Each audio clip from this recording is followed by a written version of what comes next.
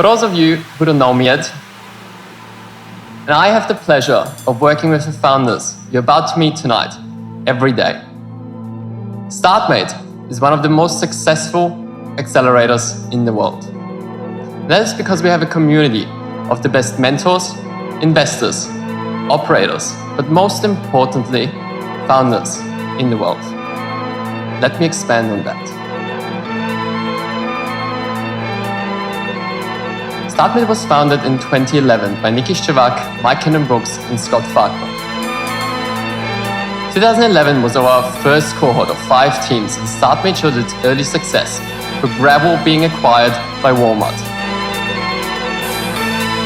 In 2012, we had UpGuard and Happy Inspector go through Startmate, which have hundreds of employees and customers, and valuations quickly reaching 9 figures.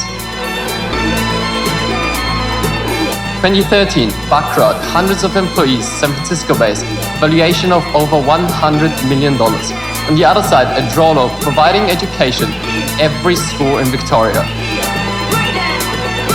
2014, Numific, getting acquired by GoPro. Flirty, a drone delivery startup, which is now in the US, with a valuation of more than $150 million. 2015, Propeller, raised $14 million from Accel and Sequoia and has offices in Denver and Sydney.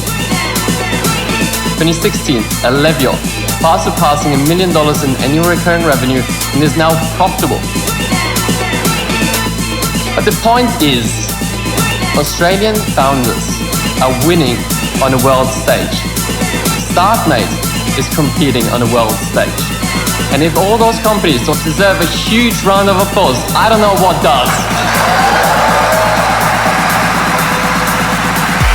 Gigspace is the platform to create and share interactive 3D knowledge for anything. Because getting legal help sucks. Peer-reviewed studies have shown that hypnotherapy is nearly 2 times more effective than nicotine replacement. Fashion. It's the second most polluting industry globally. The absolute cheapest way to get power from the grid. The bonus? We're also helping to save the planet.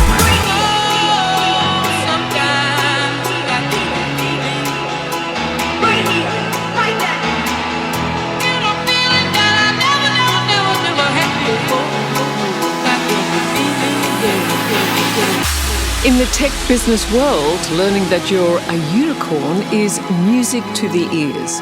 And that's because it's a term used to describe a startup company that's gained a value of more than $1 billion. As you'll see, unicorns aren't as rare as you might think.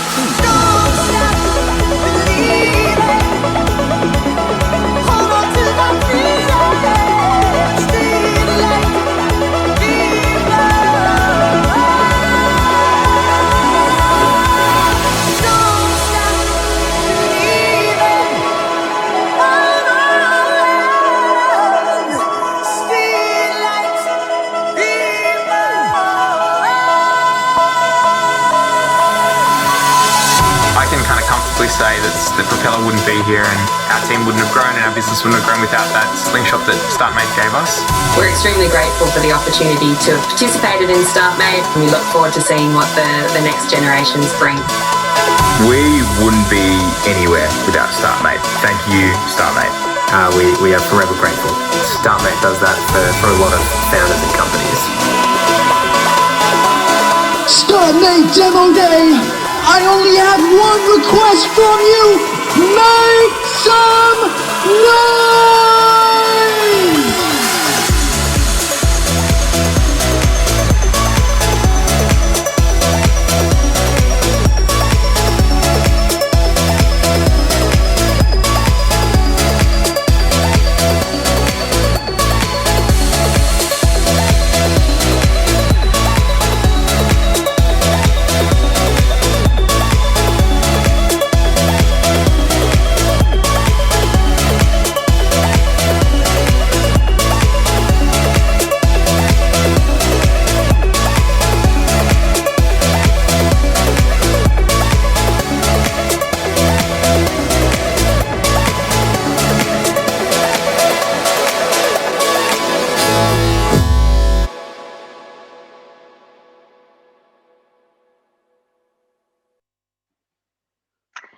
Hello, my name is Lauren. I'm principal at Startmate, and that was our resident DJ, Lil Butter, also known as Brady Flockhart, our senior investment associate, the original hype guy, getting you all in the mood for tonight's event, the Startmate Winter 21 Demo Day. On behalf of the Startmate team, I'd like to begin by acknowledging the traditional custodians of country throughout Australia and recognise their unique cultural and spiritual relationships to the land, waters, and seas, and their rich contribution to our society. I'm joining you this evening from Gubbi Gubbi country, the Sunshine Coast in Queensland, and want to pay my respects to ancestors and elders past and present. Please give a shout out in the chat where you're joining us from today. And of course, as a binational group, I also acknowledge that Startmate respects Ngā iwi Māori as the tangata whenua of Aotearoa. And we're committed to upholding the principles of the Treaty of Waitangi, fostering the college's relationship with Māori, supporting Māori fellows and trainees, and striving to improve the health of Māori. Tonight, we have packed a lot into a very short space of time, and we want you to stick with us to the very end. We have 19 startups taking to the stage this evening, who've all been working incredibly hard over the last 3 months to level up their ambition and smash their own goals. Tonight, we'll hear with each startup a 2-minute pitch before our founders take to the stage for a Q&A with one of their squad members, the incredible group of mentors who've been guiding each company through the last 12 weeks. Of course, 19 companies is a lot to get through, so to ensure you don't experience pitch fatigue, there will be 3 sets of back-to-back pitches and 2 short breaks in between, where we'll mix up the lineup a bit and give you some time to check back in on life at home without missing any of our awesome startups. As the event proceeds, make sure you get amongst it by jumping into our live stream chat to either ask the founders some questions, which they'll answer after their Q&A is over, as well as just generally vibing with each other as we celebrate another outstanding period of growth across the Australian and New Zealand startup ecosystem. If you scroll down the page below, you'll also be able to find information about each of our startups. Feel free to have a look around and check out each company profile for contact information. But let's not just keep the celebration to ourselves. We'd also love you to tweet about the event too, using the hashtag #StartmateDemoDay. We trended Startmate Demo Day last year, thanks to our social queens, Sophia and Bronte, and we do plan to do it again. So please shout out about your favorite startups, share your watch party selfies and favorite quotes from the night, which ideally won't be "you're on mute" or "Robot Lauren" for anyone that tuned in last time. Finally, before we kick off for real, a couple of acknowledgements. I'd like to thank AWS for supporting our founders, Demo Day, and our after party. I'd also like to give a huge shout out to LaunchVic. So much of what we do would not be possible without their support of Startmate. I'd like to thank them for the role they play in growing the startup ecosystem across the state of Victoria, but also the contribution that makes nationally. Unlocking capital for early stage startups is an important focus for LaunchVic. And to this end, they've recently established the $10 million Alice Anderson Fund. If you're a woman founder or an investor looking to fund women-led startups, you can find out more information about this on the LaunchVic website. Now, it's my absolute pleasure to welcome Startmate CEO Michael Batco to the stage to share an update on the crazy blur that has been 2021 so far. Over to you, Michael. Hello, I'm Batco, Startmate CEO, and sit back, relax, and get ready for lots and lots of numbers to give you an idea of what's been happening at Startmate, the epicenter for startup ambition in Australia and New Zealand. In the last 12 months alone, we've grown our team from 4 to 15 people. We raised over $5 million from 200 investors. We backed 37 companies and did 13 follow-on investments. That's an average 1 investment every week. We had 3 more than fund returning exits and secondaries. And in fact, we just signed a secondary sale, which returns a fund 9 times over. We've built out a pool of diverse investors with over 50 first believers from non-traditional backgrounds. We've had over 300 women fellows, with 70% landing in a startup. Similarly, we helped 200 student fellows learn about kicking off their career in tech. And most recently, 100 founder fellows who are starting to build their own companies. Cool. That was quite a bit, so let me pull it back a little bit. Startmate has now raised $14 million since 2010, of which $5 million was raised in the last 12 months alone. We have backed over 170 companies cumulatively worth over $1.9 billion, which created over 1,500 jobs. But 2021 is not over yet. Our first ever engineering fellowship is kicking off next month. So if you know an engineer who should work in a startup but doesn't yet, send them my way. We've also had our first close on our $1 million small bets fund, a fund that invests $1,000 checks into diverse founders as early as possible all year round. So if you're a sophisticated investor and interested, hit me up. But that's enough numbers for today. Nobody's actually here for the numbers. You're here for the stories. So let me tell you one story. It is Ollie's story. Ollie came through the student fellowship. And ironically enough, he never went to university. He just finished high school, saw the student fellowship and applied. I mean, technically, he wasn't even a student. But how can you not reward that hustle? So of course, we included him. And then fast forward a couple of months and Ollie taught himself how to code and took an online course about neural networks on Coursera. And sure enough, he's now working at Halter, a startup which essentially does mind control for cows. Ollie is one of those hundreds of stories that get us out of bed every morning. That's the stories which make me and the team incredibly proud to work at Startmate. So let me leave you with this. The reason Startmate exists is to unleash ambition. So all of you are in the right place right now, the epicenter of startup ambition. On that note, let me hand over to the head of Accelerator, Sasha Kerber, to tell you about the current cohort of ambitious founders. Thanks, Batco. Hey, everyone. For the past couple of years, whenever demo days rolled around, I tell myself it's going to be the last virtual demo day that we'll have. And while I'm a little sad that we can't all be together in the same room this evening, and that I'm once again having to convince myself that I'm not just a talking head on my own in a room, I'm super excited for two reasons. One, I can recycle old comedic material from the last demo day. And two, I'm super excited because the companies that you're going to hear from tonight are bloody awesome. I'm going to talk to you a little bit about that cohort's journey in just a moment. But first, I want to emphasize something that Batco has just alluded to. We are slowly making Startmate the best place across ANZ to build a company. That largely stems from the fact that we are starting to see signs of our programs interacting. Each of our programs in isolation is a community and a network of passionate, hungry, and deeply talented individuals that are all incentivized to help each other succeed. The cool thing is, we're at this point now where we're starting to see what happens when we bring those networks together. They start to create these self-reinforcing feedback loops that make the sum of all of our programs much more valuable than they are in isolation. So before I tell you about the W21 cohort, I just want to give you some examples of this. The first one, our alumni companies are starting to look at our fellowship programs as a key hiring destination. Across our student fellowship and the women's fellowship, 43 fellows are now working in jobs at Startmate alumni companies. Our First Believers program, which is our fellowship for early stage angel investors, is full of alumni from our other programs, including the Accelerator and the fellowships. They're all looking to be early believers in startups in the region. And not only that, they've actually directly invested into some of the companies that you're going to be seeing today. And finally, our Startmate alumni founders are making up an increasingly large subsection of our mentor community. As those successful founders from past cohorts come back with capital and experience of their own, they're starting to invest that in the next generation of founders. So in short, there is a lot of magic happening at Startmate right now. But let's get down to the magic that we're all here to see tonight, the W21 cohort. 12 weeks ago, these founders joined Startmate. Some didn't even have a product. Lots of them didn't have any customers.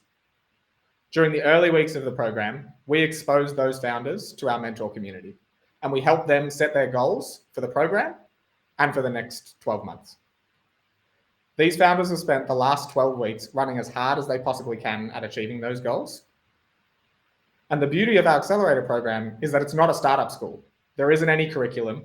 All we do is we try to expose our founders to as many opportunities to draw on the talented people that have walked the path before them, which ultimately helps them move more quickly than would otherwise be possible. And I have to say, even as someone that has spent every day of the last 12 weeks with these founders, the results are pretty staggering. And we're about to see some of those results right now.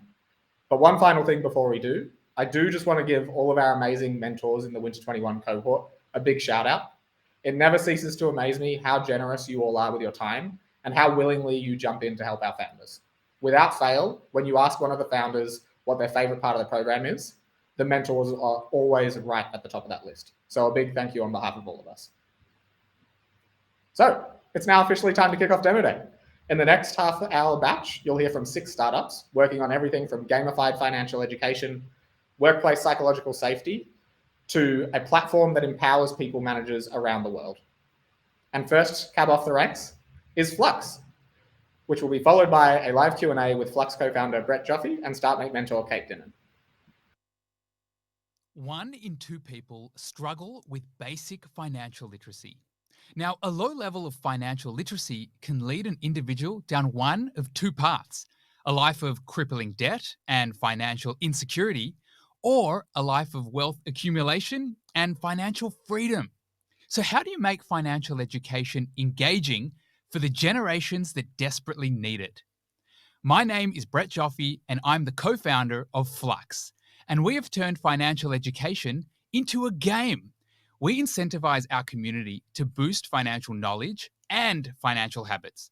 So whether it's saving, it's credit, or it's investing, we reward the Flux family for making improvements with real rewards. And it actually works. Through our savings game, Flux users have increased their average weekly savings by $117. Now, since we launched 18 months ago, we have built a movement around financial education. Users of our app have been growing at 36% month on month and are now at 45,000. Our community of podcast listeners and newsletter subscribers is at 250,000 people. And most importantly, 89% of the Flux family say they would be disappointed if Flux no longer existed. This growth means current and future generations will experience less financial hardship and more financial freedom. This time next year, we will have over 500,000 more financially literate Australians using our app. And we're going to get there via our existing consumer offering and our new enterprise subscription product, Flux at Work, which launched last month with our first set of customers. And the most exciting part is, this is such a global opportunity. The future of financial education is being pioneered by Flux right here in Australia. We've recently oversubscribed our seed round, but if your company or a portfolio company of yours would benefit from better employee retention and engagement, then scan the QR code and let's chat.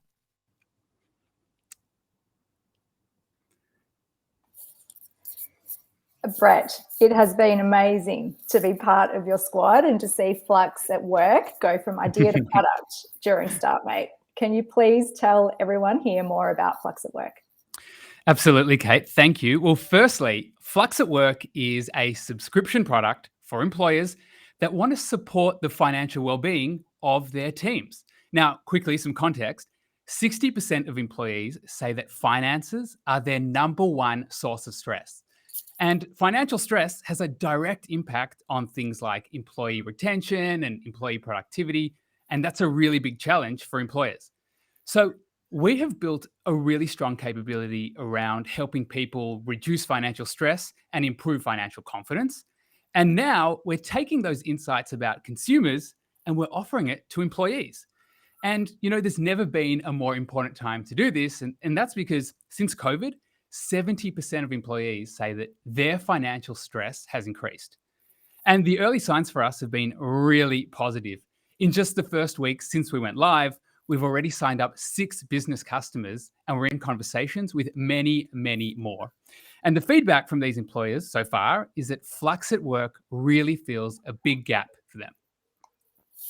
That's incredible, Brett. And something else you said that I want to dive into a little bit more in the video is that you expect to get to 500,000 users by this time next year. Can you tell us how you're going to do that? Well, Kate, as you know, our user base in our community, it's growing really, really quickly, and we're really humbled by that. And since Startmate began, we have more than doubled our app users from around 20,000 to well over 45,000. And a large reason for this user growth is our community. Our podcast, for instance, named What the Flux, is Australia's #1 business news podcast, and 250,000 Australians engage with us every month. In other words, our community is a 250,000 person brand asset. So this community is going to be central in helping us get to 500,000 app users over the next year. but so will our B2B subscription product, Flux at Work.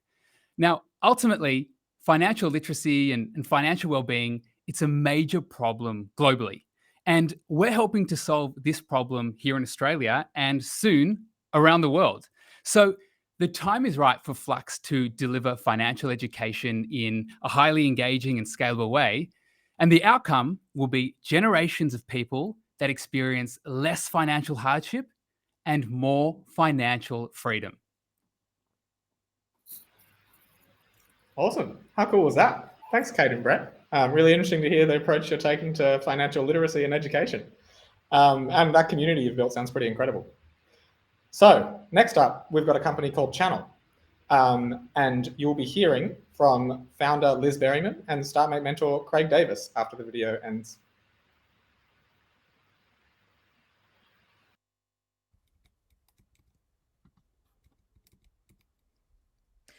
Bullying, sexual harassment, burnout, and suicide. We've all heard it before. We've all seen the statistics. It is a complex and wicked problem that is growing in epidemic proportions and costing organisations trillions of dollars. No longer can it be ignored or paid off. Legislation and societal pressure is now driving change, and organisations must act or face legal charges and public outcry. I experienced bullying at the hands of a senior surgeon when I was training to become a doctor, and after 5 years of clinical studies, we found a solution. It's called psychological safety. It's been used by high-performing teams like NASA since the 70s, but it's only been available to the elite chosen few.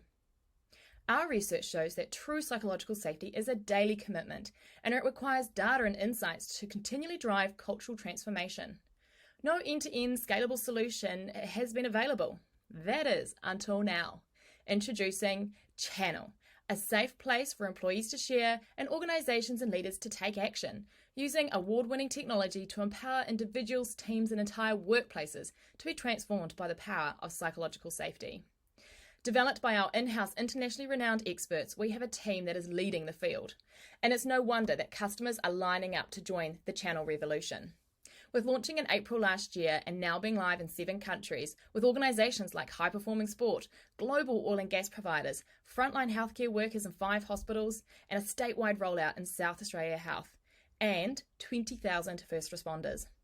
Word is spreading virally, and after some PR from our incredible results, we have now got a weighted sales pipeline of 6 million. And one of the big 4 have reviewed the landscape and decided that chnnl is the one they wish to partner with, opening doors beyond Australia to the US and even Asia. To take advantage of these favourable conditions and to unlock this $1 billion corporate wellness market, we need to raise now. We need $2 million to scale up to support our sales channel opportunities. Icehouse Ventures is leading the round and will be closing at the end of this month. We already have interest from overseas investors and we are a Y Combinator finalist. So join us, join them, and let's change a generation. Thanks. Hey everyone. Hey Liz, great to see you. Congratulations on all the incredible progress that you've made over the last 12 weeks, and in particular the traction that you're getting with customers. So you've had some investors do a bit of an eye roll and say, hey, not another mental health app. What are they missing that customers are so clearly getting?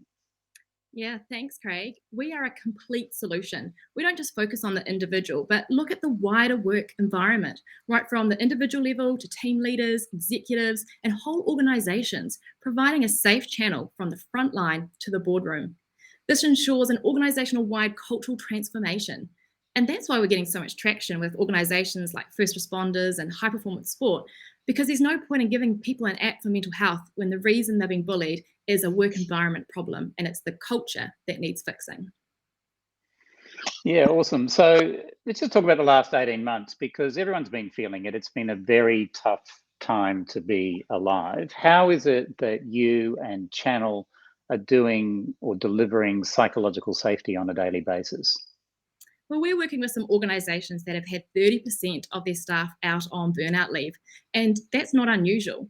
We are now in a new world of work in which leaders need to understand and respond to their employees' needs in a way that allows them to be seen, heard, and valued. Managers are busier than ever and need tools to check in with staff daily on how they're going. With everyone working from home, this is increasingly difficult to do. And with our unique AI-powered dashboards, managers are able to do this quickly and effectively.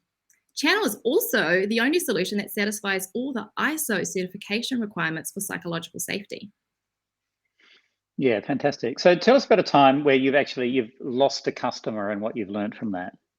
Yeah, we had a customer who was in the tourism industry who lost 90% of their operating budget due to COVID, and Channel was discontinued.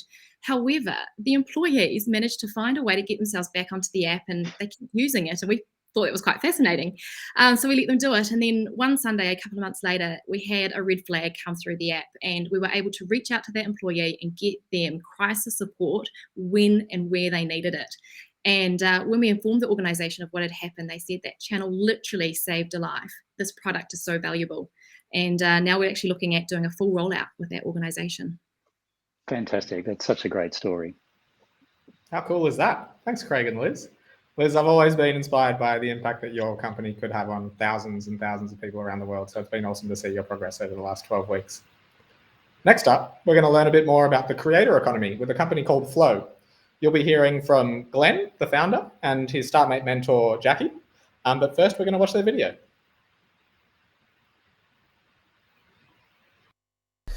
Hi, I'm Glenn.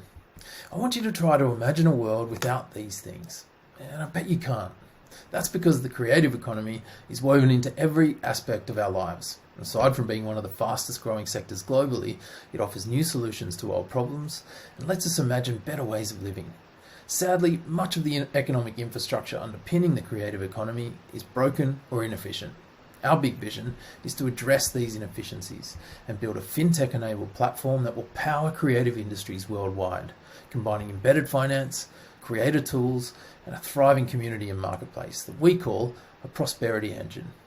Phase 1 of the build is to address the biggest problem plaguing creative industries today, the friction around paying and getting paid. We've all felt it. It's a massive time suck, creates cash flow stress, and seriously impacts the broader economy. We've built a simple platform that takes that pain away, and in a couple of clicks, creatives are booked and then paid within seconds of completing a gig or project. Businesses pay us back at a time that best suits their cash flow, encouraging more bookings and generating more work for creatives. In the end, using Flow, everybody wins. During our short beta phase, we've already processed 60k in transactions, set to skyrocket as lockdown lifts. We've onboarded over 150 creative contractors and businesses, secured partnerships with some of Australia's most renowned cultural and entertainment companies. We've evolved the product to accommodate for enterprise clients, and we're now in discussions with the New South Wales Treasury to start trialling Flow at some of the state's most iconic venues. The problem, the solution, and the purpose that sits behind Flow is deeply resonating. Coming out of COVID, things are going to get wild, particularly for creative industries, and we've got a pipeline of opportunities ready to go. We're opening a seed round in the coming weeks to help grow our team, continue to build out the product, and execute some large-scale growth plans coming into 2022. If you want to help us reimagine how the creative economy works, then reach out. We'd love to chat. Thanks. Hi, Glenn. So for the past 12 weeks, we've had the privilege of seeing your passion for creative industries. And can you give us a sense, or can you tell us about your journey working with creatives and how you developed this vision for building a prosperity engine for the creative economy? Yeah, thanks, Jackie, and hi to everybody playing at home. So I'm a second-time founder. I've spent my career in creative industries. In my previous business, working with upwards of 50 creatives and freelancers at any one time. The friction around paying and getting paid is very real. So too the broader economic uncertainty that comes with being a creative or a business operating in creative industries. We're at a moment in time where we have the opportunity to rebuild the infrastructure that drives the creative economy and take that uncertainty away. Embedded finance presents us with that opportunity. From how we pay and get paid to how we access capital to how we invest, the stack for living a successful life as a creative is changing by the day. At a higher level, the Internet of Value is reimagining what it even means to be a creative person or company. So it really is the most exciting time in history to be involved in creative industries. And we want to help reshape that and build a more prosperous future where everybody wins. So you decided to start that journey by focusing on payments. Can you maybe help elaborate on why you decided to start there? What are some of the unique payment challenges in the creative economy? And actually, before you do that, it may also be helpful to let people know how big the creative economy actually is. Yeah, creative economy and even broader, the creator economies and payments is certainly having its time in the sun. And in Australia, or globally, one of the fastest growing segments in Australia, worth now $110 billion as a segment alone. Getting paid late or sometimes not at all, it just should be a thing of the past. So too the 10 or 20 steps needed to create that payment or invoice. Particularly coming out of COVID, we really need to rethink things. We've had some good early traction by creating a solution that solves the problem for both sides, reducing what really is an arduous task that could go on for months down to about 10 seconds. So from where we sit, this is a foundational piece of the creative economy that we know will unlock enormous value. And so payments is absolutely our starting point. Awesome. So I think we're almost at time, but just quickly, can you give us a sense for what's next for Flow? Got a number of new products and partnerships planned, some of which are focused on the economic recovery and how we play a role in that as a payments business. And then building out other pieces of the prosperity engine, exploring how additional financial products, creator and community tools can start to play a role. To do all that, we're building out our team, engineers, developers, product guns. If you're out there and you like what we're doing, please reach out. We'd love to chat. Awesome. You heard it here first. If you like what Glenn's doing, reach out. That was great. Hopefully you can bring a bit more creativity back into our everyday lives, Glenn. Now, I bet you've all been asking yourself, what if transaction categorization was a more accurate process? I know, me too. So I'd now like to introduce you to Transactional AI founder Zhao Ji and her mentor Cheryl Mack, who you'll hear from after the video plays.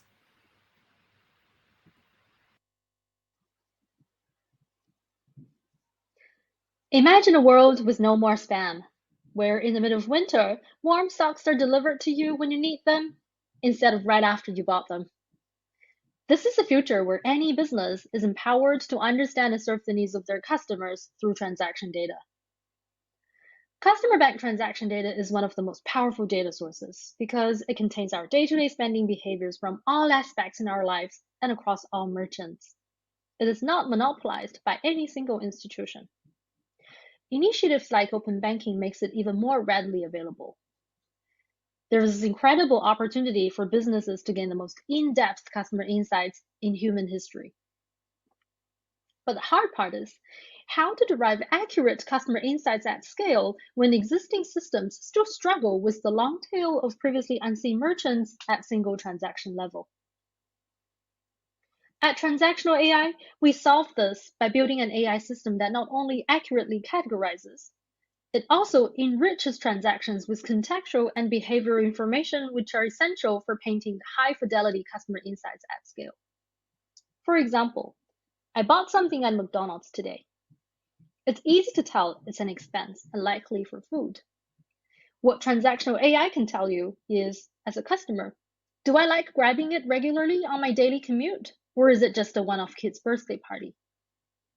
We can go even deeper, say we overlay the menu of McDonald's. And there, you can start unlocking things like the potential environmental and health impact associated with single transactions like this. We put this in the hands of our customers to enable them to gain the most in-depth customer insights defined by unique financial behaviors. Here's another example. And there you can see that our customers will be able to start seeing the fine differences between two identical looking consumers. Since Startmate, we've gone from a prototype to now working with a handful of early customers across fintech and financial services verticals. We've also proven that transactional AI can easily scale across regions, and we're on track for taking this global in the next 6 months. We've also closed our pre-seed round led by Blackbird and a team of super awesome angels. Together, We're building transactional AI into the only customer insights infrastructure that you will ever need on top of raw customer bank transaction data. So partner with us today and let us empower you to understand and serve the needs of your customers. Awesome. Amazing stuff, Xiao. And it's been so fantastic to go on this journey with you. So you tell us a bit more about your background? Yeah, sure. Thank you, Cheryl. First of all, I have to say I cannot tell more about myself without mentioning my whole team, my awesome team behind this. I guess with my two other technical co-founders, we were a team since 2008. So that's when we first met at uni while we were still students. Back then, I guess shortly after we graduated, we worked at different companies initially, but eventually down the line, our career intersected. And ever since then, we had almost always been working together on finding customer insights from various data sources, building tools that automates the finding of insights and commercializing those tools in the market. Transactional AI is actually the second startup that we co-founded. It's built on top of our first-hand experience in working with bank transaction data at a bank in the industry, and the vision we have for the future through the lens of transaction data. And most importantly, both my co-founders' PhD knowledge specifically in automated machine learning, which makes it possible to build the AI system that's essential for driving towards that future.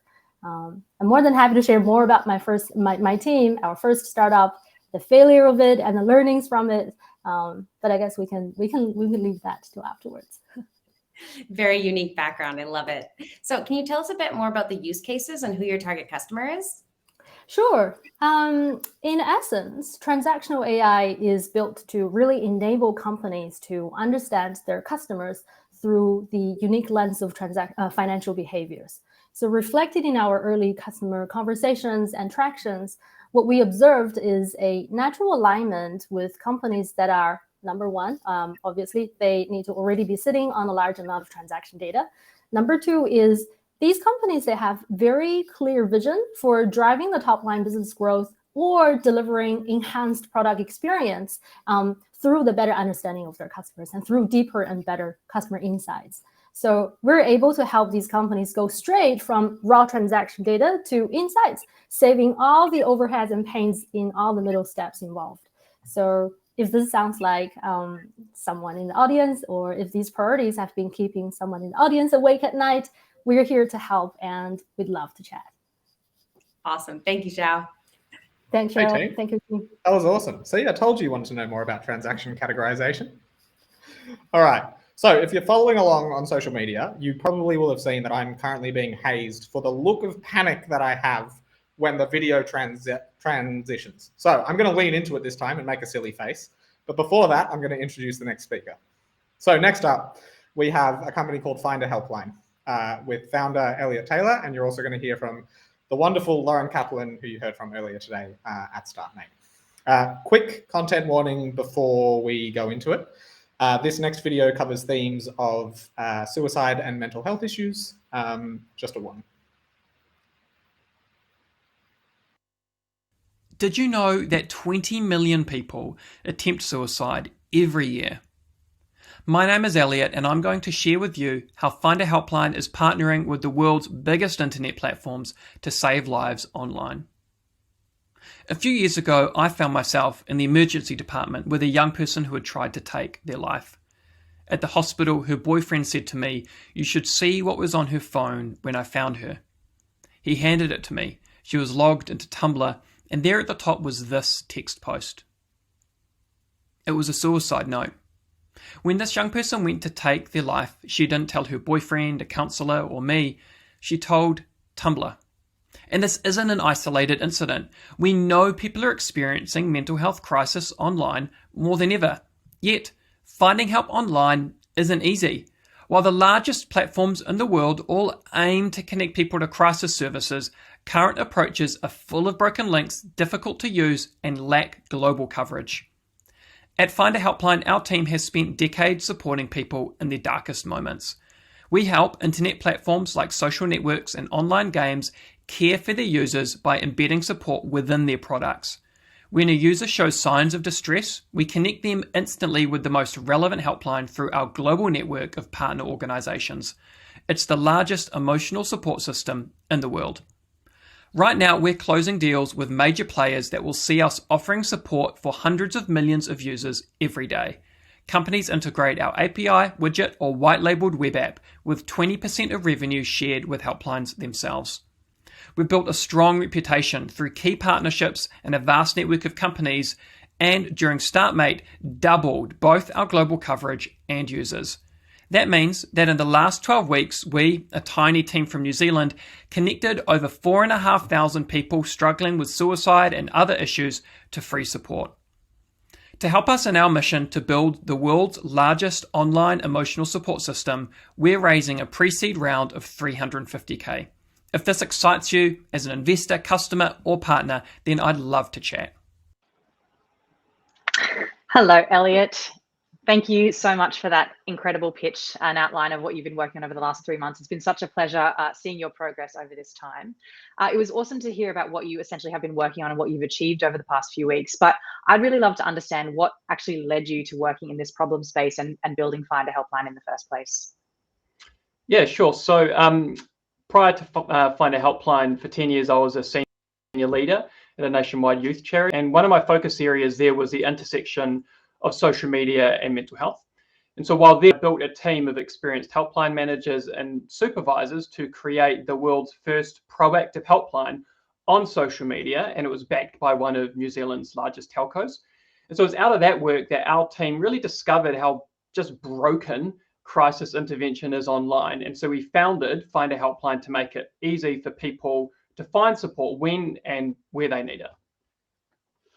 Yeah, fantastic. And I guess, you know, this is a massive problem. It's the kind of epidemic of our age from a mental health standpoint. But of course, it's a huge problem for the internet platforms. You know, we've seen Facebook in front of the Senate right now discussing these very issues. So it's quite timely. What is the problem that internet platforms are facing, and how does Find a Helpline actually address that?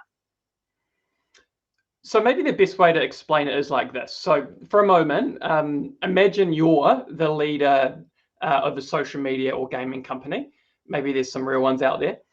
You have hundreds of millions of users interacting billions of times every day. That means that people are talking about things like suicide, eating disorders, and abuse. So from a moral standpoint, you want to help users in need.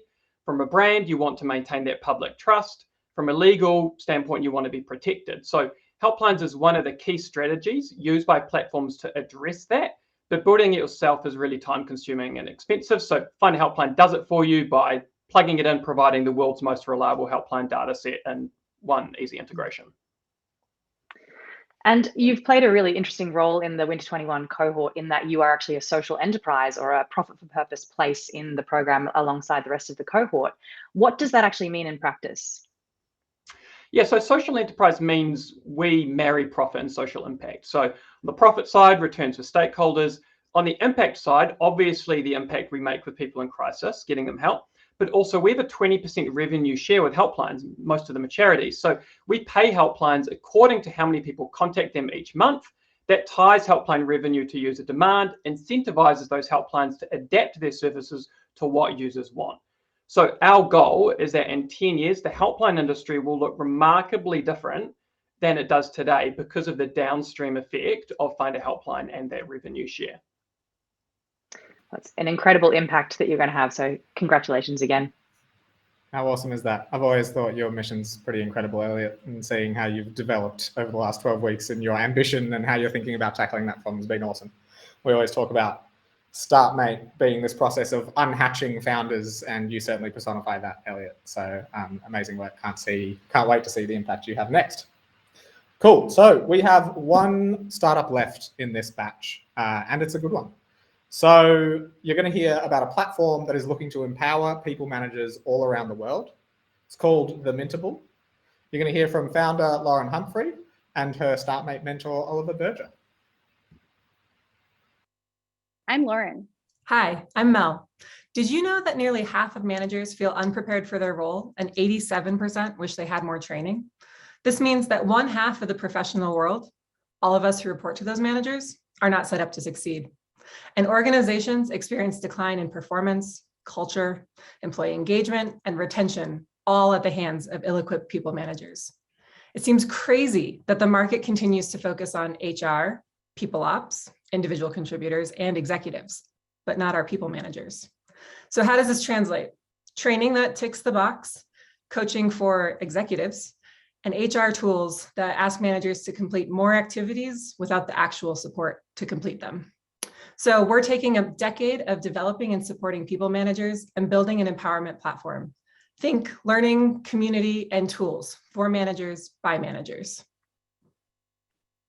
In the 3 months since our inception, we've closed an oversubscribed pre-seed round, earned 10K in revenue, and developed a product roadmap with a clear, compelling vision informed by our early customers.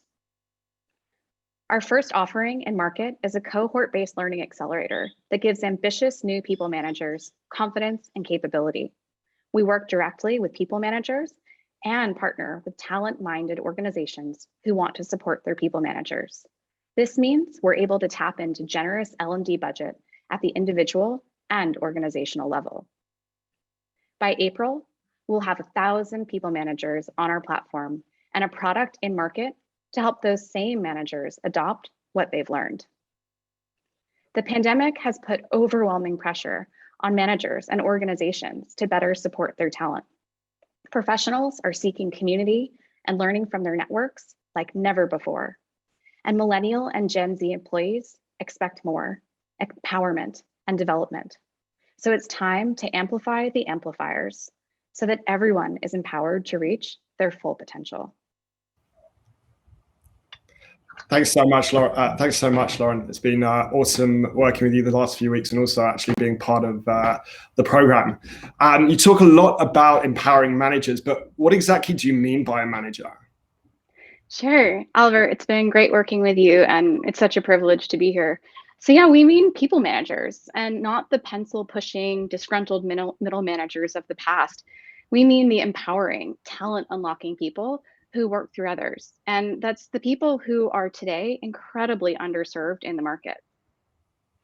Yeah, awesome. So why did you decide to start with a learning accelerator? Sure. So for one, the learning accelerators give us the ability to do deep customer discovery to inform product development so that we can address the real problems that managers face.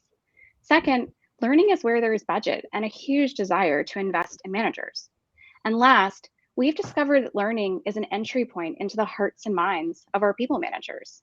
They actually need that boost in confidence and capability to then be supported with tools in their effectiveness.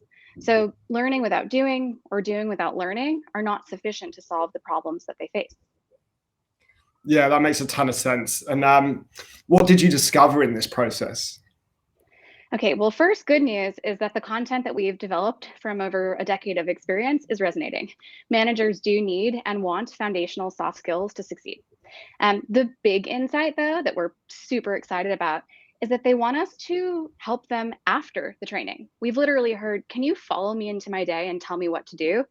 So we're actually going to do that.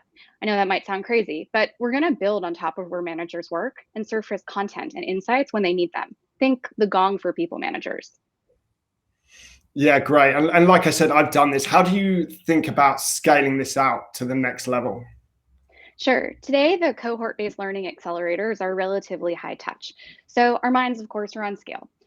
There are a few avenues we're exploring. One is to increase the number of managers per cohort, facilitate peer-driven forums, staff a network of managers to teach more accelerators, or add a mixture of asynchronous content with group coaching. The good news is that there's enough L&D budget pretty much everywhere where we can also consider the current high touch accelerator model as a premium offering to managers. Yeah, great. Well, thank you so much for taking the time to present this to everybody and for joining us. Yeah, thanks to the whole Startmate crew. Y'all are incredible. Awesome. Thanks, both of you. And I've done the program. It's a good accelerator course. I certainly feel more confident as a manager now. We can pull some of my team members up here to testify to that in front of all of you shortly. So that is the first batch of startups finished. And I have to say, even though I've spent 12 weeks getting to know all of them, it's honestly pretty incredible when you just take a step back and think about all the progress that they've made in such a short space of time. It's pretty wild. So short break now. Stretch your legs, grab a refill. In fact, get up and have a bit of a groove if you feel like it. We heard from Flo just before about the creator economy. And thanks to Flow, we've actually booked a DJ Case Avila, to do a set to get you in the mood. So over to you, DJ Casey.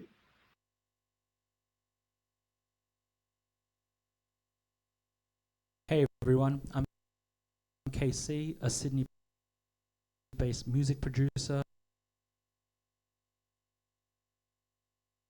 DJ, photographer, and Hey everyone, I'm KC, a Sydney-based music producer, DJ, photographer, and content creator. Just want to give everyone at Startmate a big shout out.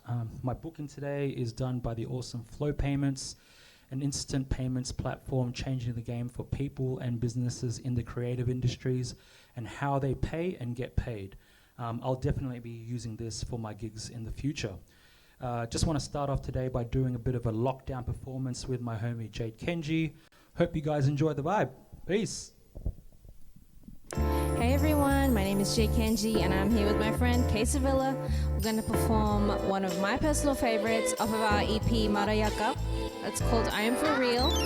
Shout out to Outkast. Check it out.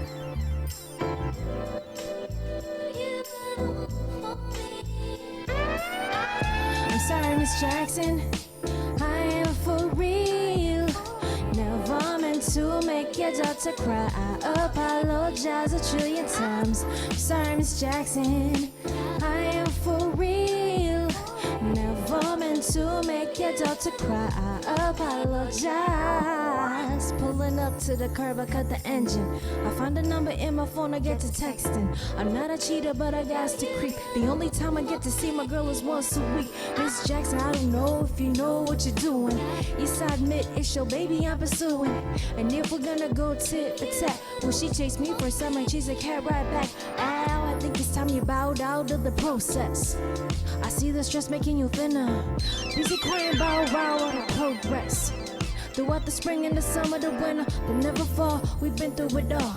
We started from the bottom, we continue to crawl out of the deepest hole that you dug in our hearts. Our love is in excess, never tear us apart. Hey, ooh, I am for real. Never meant to make your daughter cry. I apologize a trillion times. I'm sorry, Miss Jackson. I am for real. Never meant to make your daughter cry. I apologize. Mama, quit it with the drama. So command the E1 like the E cut out. So bye-bye. Jordan, give me some air like Jordan, cookie or me. Giri no haha de, giri say. For your words, hiri shiteru, slap in my face. Chop pity, bet you like the taste. Be so fat, it's going to my waist. Ishimoratash, kikon shatash. Jama sunu, she's a bad mama, Gemma. It's more but she bad, shady sugi button mash. Can't go no price tag, kawanai pass. To show you, cause you stay a mess. So to show you how I zip if you wanna act this shit. Mama, I'ma bring the heat like Maki. This is how I bounce, how I roll, how do I get? Sorry, Miss Jackson, I am for real. Never meant to make your daughter cry. I apologize a trillion times. Sorry, Miss Jackson, I am for real. Never meant to make your daughter cry. I apologize. I apologize. Yeah, I apologize.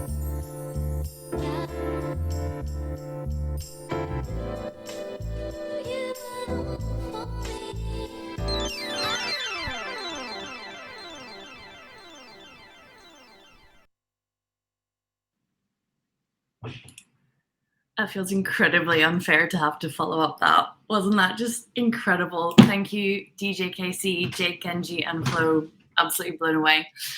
For those of you who don't know me, I am Sophia Witherington, and I head up the fellowship at Startmate. So at Startmate, we bring together 3 groups of incredible people together. Founders that you've met, many of them tonight. Investors who are looking to bet on those founders and give them the capital that they need to scale. And thirdly, the operators, the talent that joins a startup team to enable its goals. And so altogether, this interconnectivity of ambition is what drives the growth and the impact of the Australian and Kiwi technology sector. The Tech Council of Australia has this goal to get 1 million people employed in tech sector jobs by 2025. And to do that, we need an additional 286,000 workers to join the sector. Now, this is exactly why the Startmate Fellowship exists, to create a net gain of talent and to make technology the #1 contributor to the local global economy. So to date, 72% of our women alumni are in jobs. They have translated their skills and their careers into the startup world. We've had over 200 students through our student fellowship, which helps them to identify early pathways into the sector and for startups to start thinking about how they get people from the beginning. We've also recently launched the Engineering Fellowship to solve the obvious need for more tech talent. And we're just going to keep on launching more and more programs based on the needs in the space. So all in all, we are seeking to create this net gain of talent in the ecosystem versus play the zero-sum game of poaching talent from other places, other startups with similar skills and similar ideas. Instead, we want to create this flow into the space. And we're achieving this by fast-tracking skills translation and network building of our fellows, but also encouraging a cultural shift in startups to think more creatively about where their talent comes from. And so right now we are building a platform to be able to serve 100 or if not thousands of tech companies across Australia and New Zealand. And we want to be able to launch multiple programs a year to scale and further accelerate this net gain. So our ultimate goal with the fellowship is that in 10 years, 20% of all employees across startups in Australia and New Zealand have at one point been through a fellowship program. We want to be the magnetic force for all types of talent, and we want to bring them into this thriving ecosystem that we're just so excited about and where it's going. And we really look forward to helping you and your companies with your amazing hires. So please do reach out. With that, I'd like to hand over to Brady to give you a quick update on Startmate's second First Believers cohort. Brady, over. Kaya Wanju, Kaya Wanju Wanju. When diversity is spoken about in the context of investing, people are talking about spreading your money across different bets. But that's where the conversation stops. What's rarely spoken about is the diversity of the investors actually deploying the money. And that's why we're building First Believers. First Believers is a community where the richness isn't measured by the depth of your pocket, but rather the depth of your relationships, the richness of your life experiences, and all the colorful and wonderful things that make you truly unique. It's a community that is richly diverse, yet united by a common interest in backing founders at the very beginning. First Believers is essentially an accelerator for investors. Our amazing community of 50 First Believers have gone on to invest in over 100 startups so far. For most, First Believers was the catalyst for their very first check. And I know they're watching this right now on a very excited Zoom call.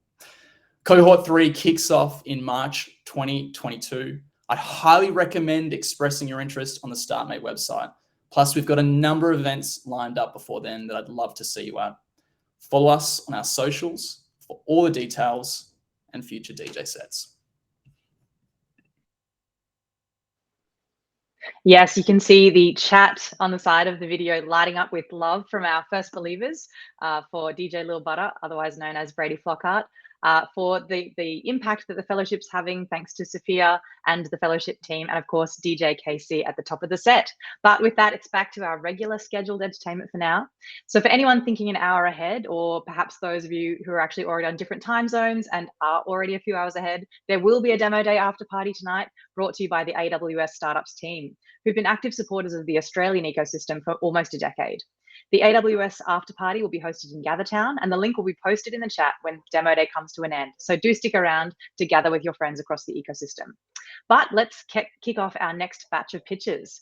From a sustainable personal care revolution, to optimizing the clinical coding process in hospitals, to capturing and converting the methane produced at dairy farms into usable and long-term storable energy, there is something for everyone in our next lineup. But first up, we'll be hearing about Ripe Robotics fruit picking robots. Following their pitch, we'll hear from founders Leia Lucas and Hunter J with mentor Mick Lebinskas. Over to Ripe. Did you know that there is over $1 trillion spent on fruit and over $100 billion spent picking it each year around the world. There's also a lot of waste. Over $100 million worth of apples are wasted on farms each year in Australia. People are currently the only option to pick this fruit, but they're really hard to find. They damage the fruit and they often injure themselves as well.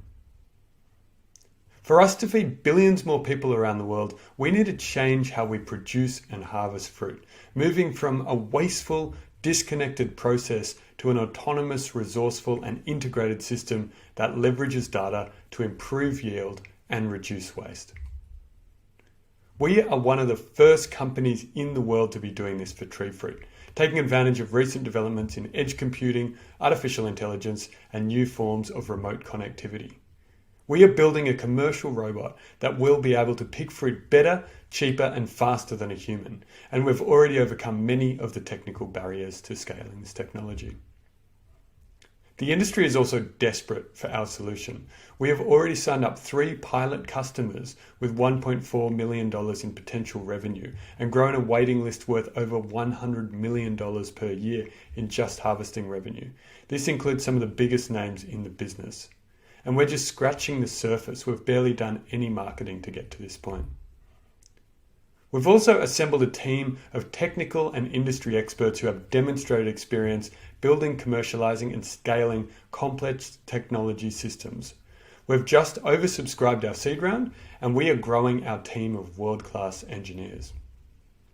We are picking the future in an industry that touches every single one of us.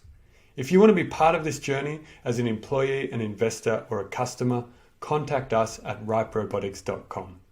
Thank you.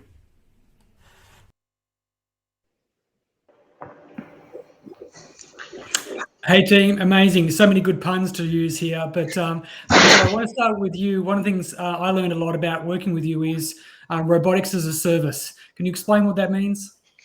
Yeah, sure. So robotics as a service is great. It means that the growers don't need to commit to buying our machines. They just pay us for the fruit that we pick, pay by the bin.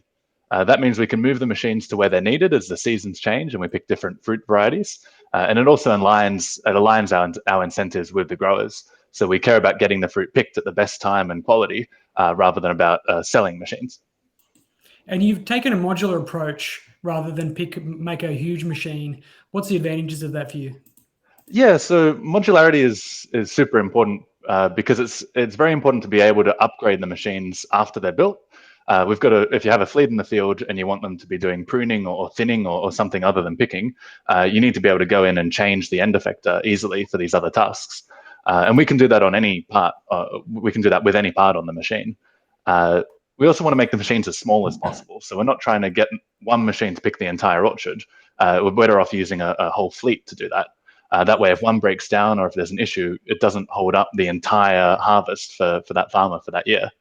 More machines also lets us gather more data, which means we can iterate on the design faster. And Leia, you've had so much interest from farmers around the world. Why is Ripe better than the current model? The current model is really just very inefficient and wasteful. And I think there's a lot that we can do to benefit farmers, consumers, and the environment around the world. So farmers, they struggle to get people every year. They charter flights. In Australia, they have visa programs, but it's a global problem as well in the US and many other countries. People who pick the fruit damage it a lot. 1 in 10 apples that are picked are damaged by humans, which devalues them by 90%. And people get injured when they're picking. So there's a lot of issues for farmers there. So our robots will be able to pick, with precision and consistency to ensure minimal loss to the farmers and maximum revenue. For the environment, by reducing the amount of loss and waste, we can benefit that because obviously that results in the production of methane. And there's over $100 billion worth of fruit lost every year, which is just a huge amount to think about. And then for consumers, by having precision robotics, you can get people to get the fruit picked off the tree cheaper. They can have more nutritious food as well. So it's a win-win-win for everyone. Thank you so much, Hunter, Leo, and Mick. It's hard to believe we saw each other in person when they last let us all out in Adelaide back for South Start earlier this year. So it's incredible to see how far you've come since we met. Now we're going to move from the orchard to the hospital to meet Greenlake Medical. After the video, co-founder Abi Samaraju will be interviewed by his mentor, Chris Quirk. We believe the AI will not replace clinicians, but also believe that those who don't use AI will be replaced. Hi, I'm Avi, the co-founder of Greenlake Medical, and we're building the world's best AI diagnostics engine. And I know that's a tall ask, but building such an engine has got everything to do with having access to the right datasets to diagnose patients and treat patients. And currently in the medical world, it's quite difficult to obtain such a dataset for privacy reasons, but also because a lot of medical records are in the form of unstructured text. But we found something interesting.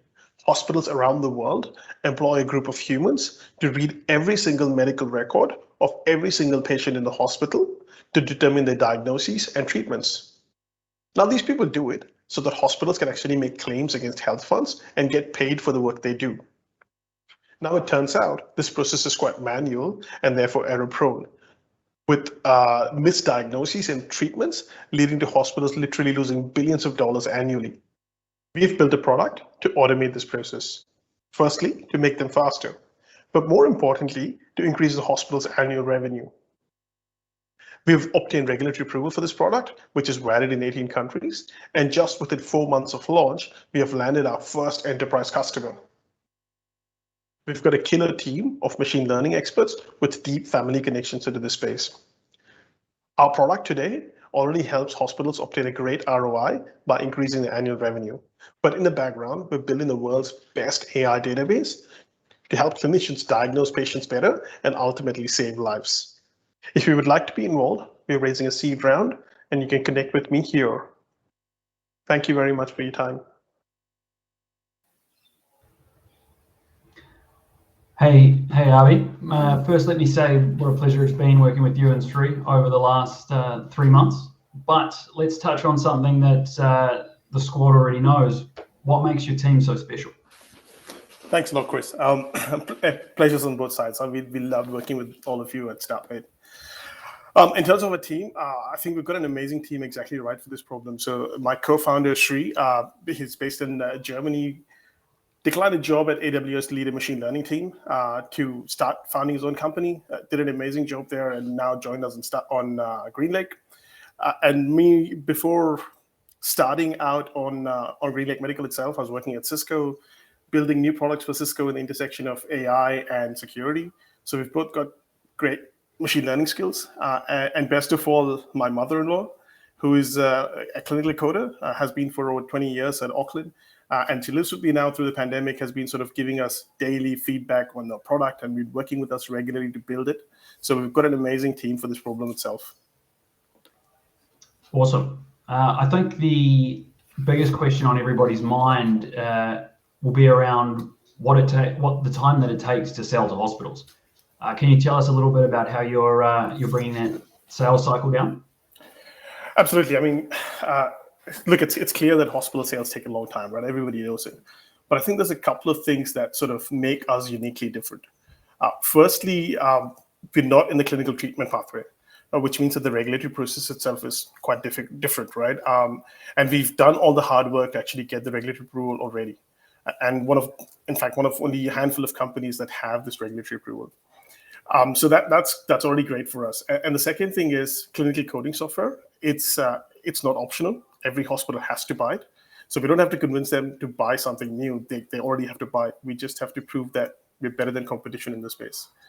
And clinical coding, the whole sector has sort of had a monopoly over the last several years. And we know this about monopolies, right? They don't change. They don't need to change. So we've probably the first meaningful innovation in this space over the last decade and a half. We bring in automation and AI into the clinical coding space and desperately need it. So uniquely different and have a compelling proposition for customers. So we don't think we'll face the same, say, long sales cycle problems that other companies might face. So the trickier question, how is that going? How is your traction?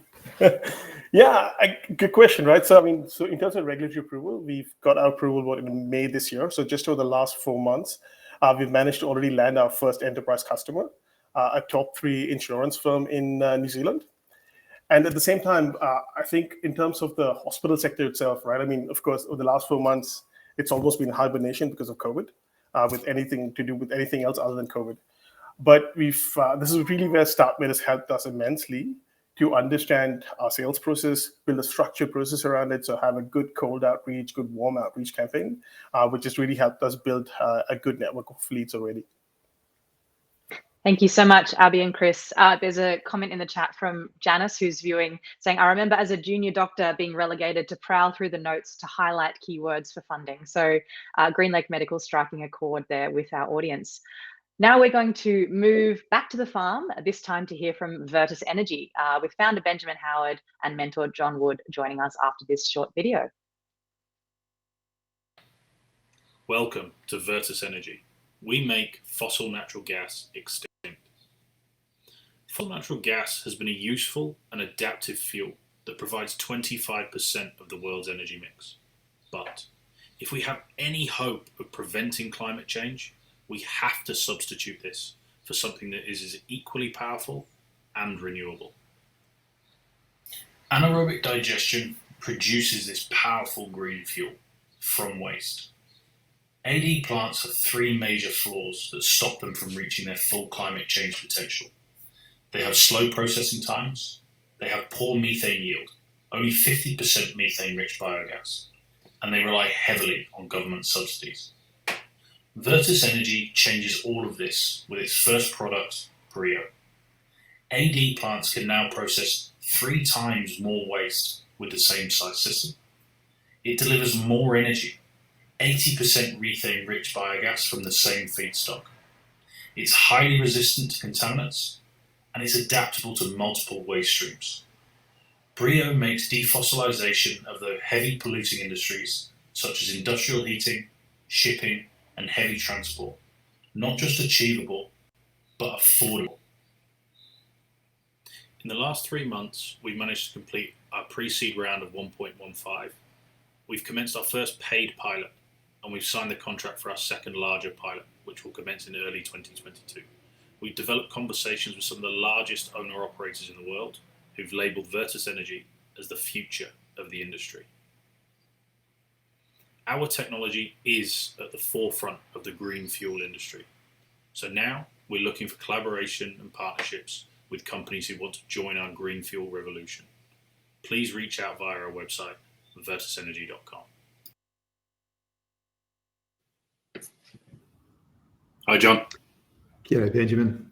Benjamin, 25% of the world's energy is provided today by fossil natural gas. If you could replace fossil natural gas with green gas, that would make a tremendous contribution. You're correct. The use of green gas and green fuel will likely be the biggest contribution towards the energy transition.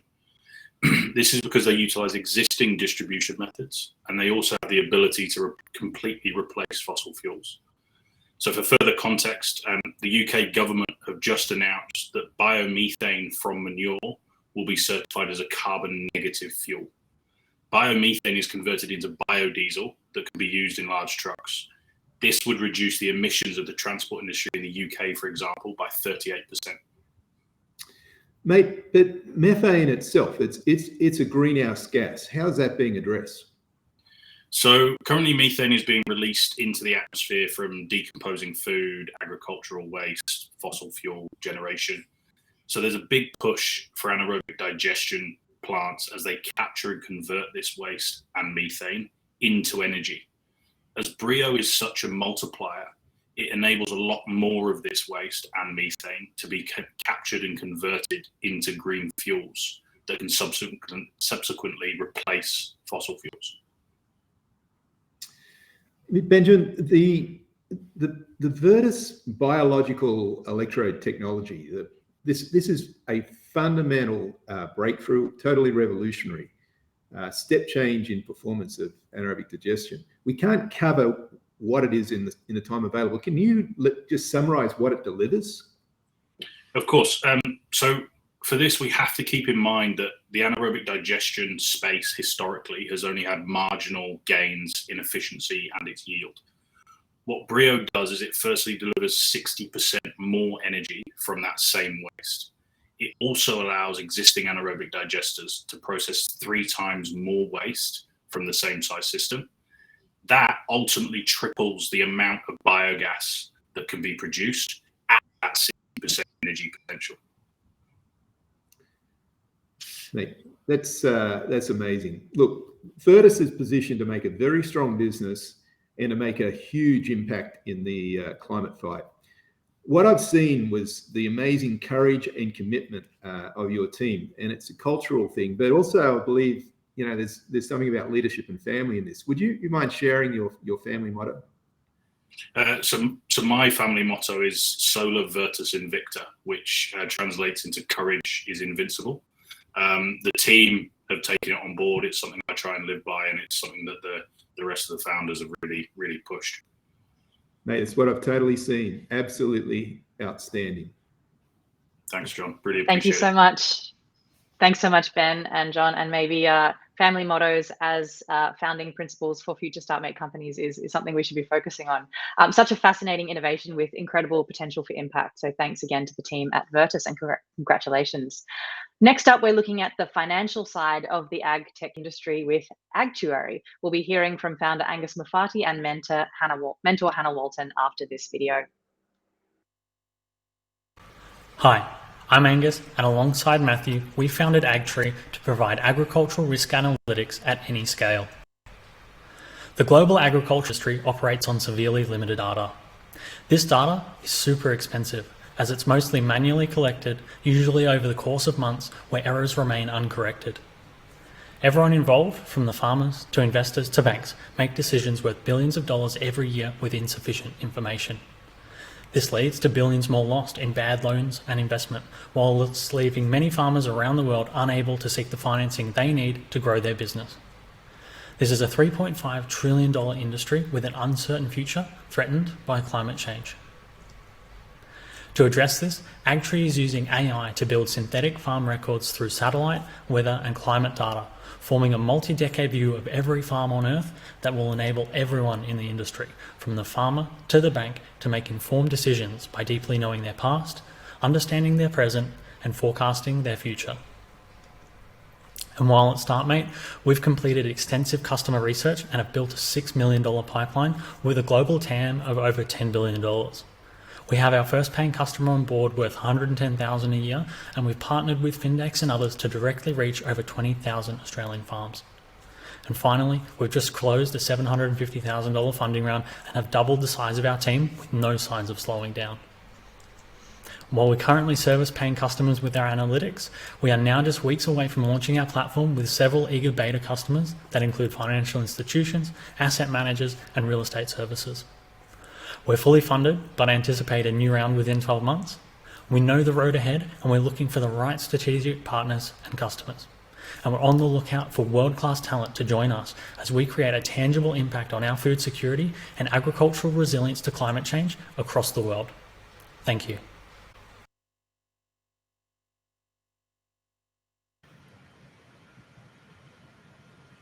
Hey, Angus. Hey, Hannah. How's it going? Good to see you. So, Angus, a big focus for the last few months for you and Matt has been quite a number of potential customer conversations and validating your product. What is the problem that you're solving for these customers? Yeah, thanks, Hannah. Look, I think the best way to illustrate this is through a live example where we're currently working with one of Australia's leading agri-banks to solve a few issues. So for them, at their relationship manager level, using our platform, they've got a much faster and higher quality process to evaluate new-to-bank customers. You know, for their credit team, they get a far more comprehensive and long-term understanding of volatility and volume of production on farm. And they've also got the ability to instantaneously benchmark new-to-bank customers and their overall portfolio while facilitating scenario analysis using a consistent and independent data set.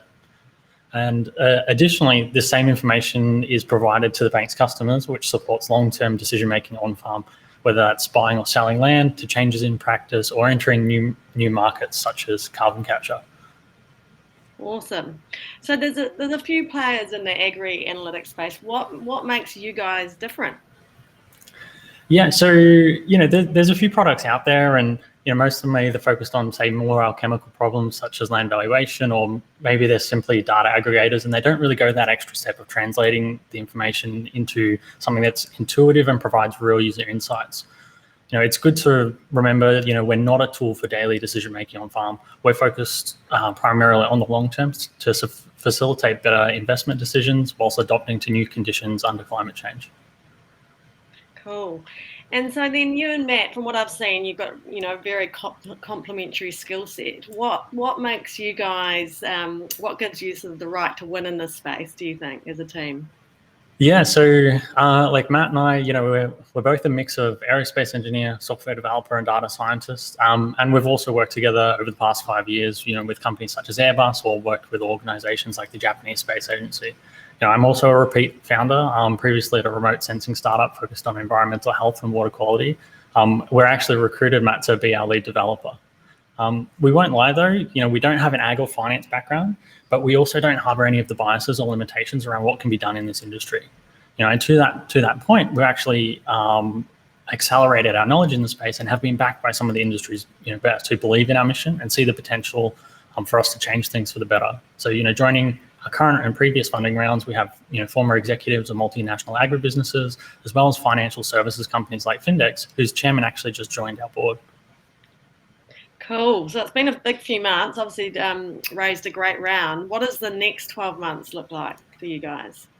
Yeah, thank you. So given the success of our latest round, our focus really is now on growing the team, which we expect to double again. We're working on our partnerships with our strategic customers to at least triple revenue, but it's looking likely much more.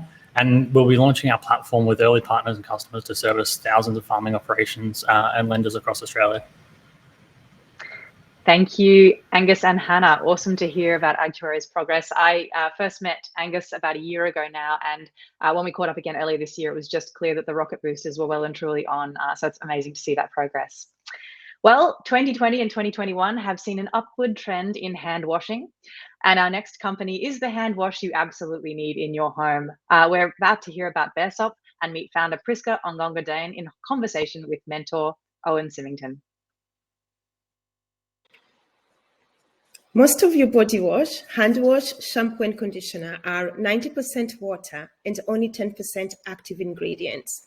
So essentially, we're just shipping water and plastic across the globe, resulting in billions of single-use plastic bottles ending up in landfill and tons of carbon emission during transport and storage of these products. I'm Priska and the founder of baresop. I started baresop to solve this problem and have eliminated the water content and crystallized only active ingredients into a powder to form soap that's formulated with high-end ingredients sourced and made right here in Australia. So you don't have to compromise your personal care experience to do good for the planet. Since we launched, we have sold out 3 times and have saved 10,000 single-use plastic bottles from ending up in landfill. We are also selling with Australia's largest retailers and are about to add even larger distributors to our portfolio within the next 3 months. We'd love for you to come along this journey with us and help us eliminate millions of single-use plastic bottles from your bathroom. Thank you so much.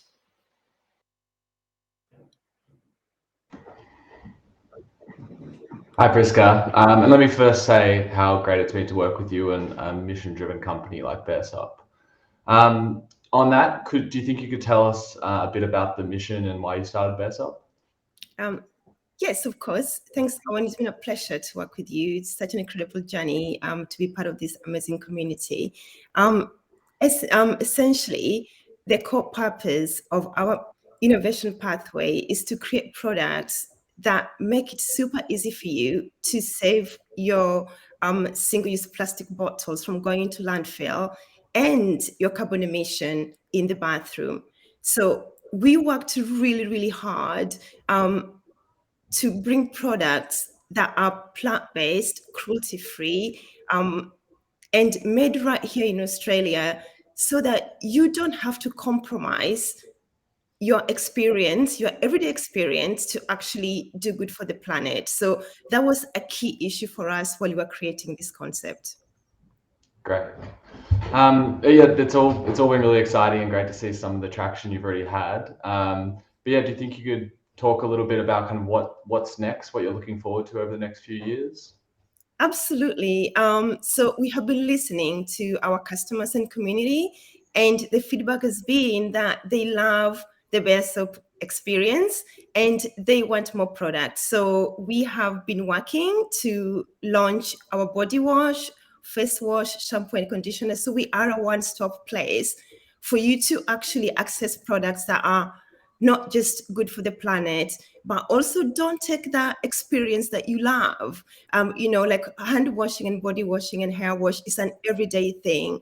And we want to keep that amazing experience that you have, but also make it easy for you to do good for the planet. Thank you. Great. No, it's all really exciting. And then some final exciting news. You at least recently are about to launch a equity crowdfunding on Equitize. Do you think you could talk a little bit about that and why you've done that? Absolutely. So look, we are strong believers in the community and the power that the community has to create change. And we have seen that they have made incredible addition to our progress to where we are now. And that's why we want to bring them on the journey with us so we can create even more impact and really go back into that essence of what we do, which is make it easy for everyone across the globe to do good and still have that experience that they love. We are also talking to large-scale retailers in the US and other places in the world that will see our volumes and impact increase at scale, which is really why we do what we do. It's a scale impact concept, so we're super excited. No, that's really exciting. So yeah, head to Equitize and look for baresop, anyone. Thank you, Owen, and thank you, Priska. We're just so thrilled with everything that you've achieved over the course of Startmate and really proud that we get to count you as a Startmate founder. And yes, everyone jump onto Equitize and get on board with that. Now, our second last startup for this batch, Across the Ditch in Christchurch, let's learn about Vext and meet co-founder Luke Campbell in conversation with mentor Nogge Edelstein. Hi, I'm Luke, CEO of Vext, a B2B SaaS company automating the most boring work in the world, admin. We launched in March this year, have grown to almost 200,000 in signed annual recurring revenue, with 20 customers across the US, UK, Australia, and New Zealand in just 6 months, and here's how. Alistair is a commercial lawyer, owner of Asco Legal, and a happy Vext customer. Al used to make 10 calls every day from his old physical landline device. With every call he'd make, he'd go through this manual process to help him bill clients, make sure he was being legally compliant and more, costing about 5 minutes per call, which added up to $50,000 per lawyer per year in opportunity cost. To solve this, we built smart calling software.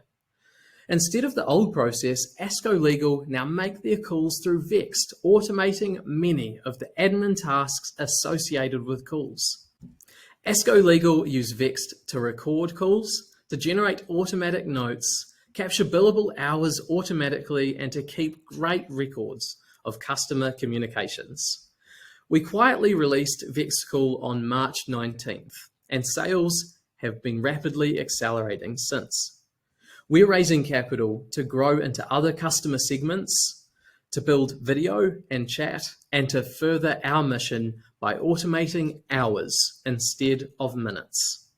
If you want to join on our journey automating the world's admin, email me, because I'd love to talk about our latest raise.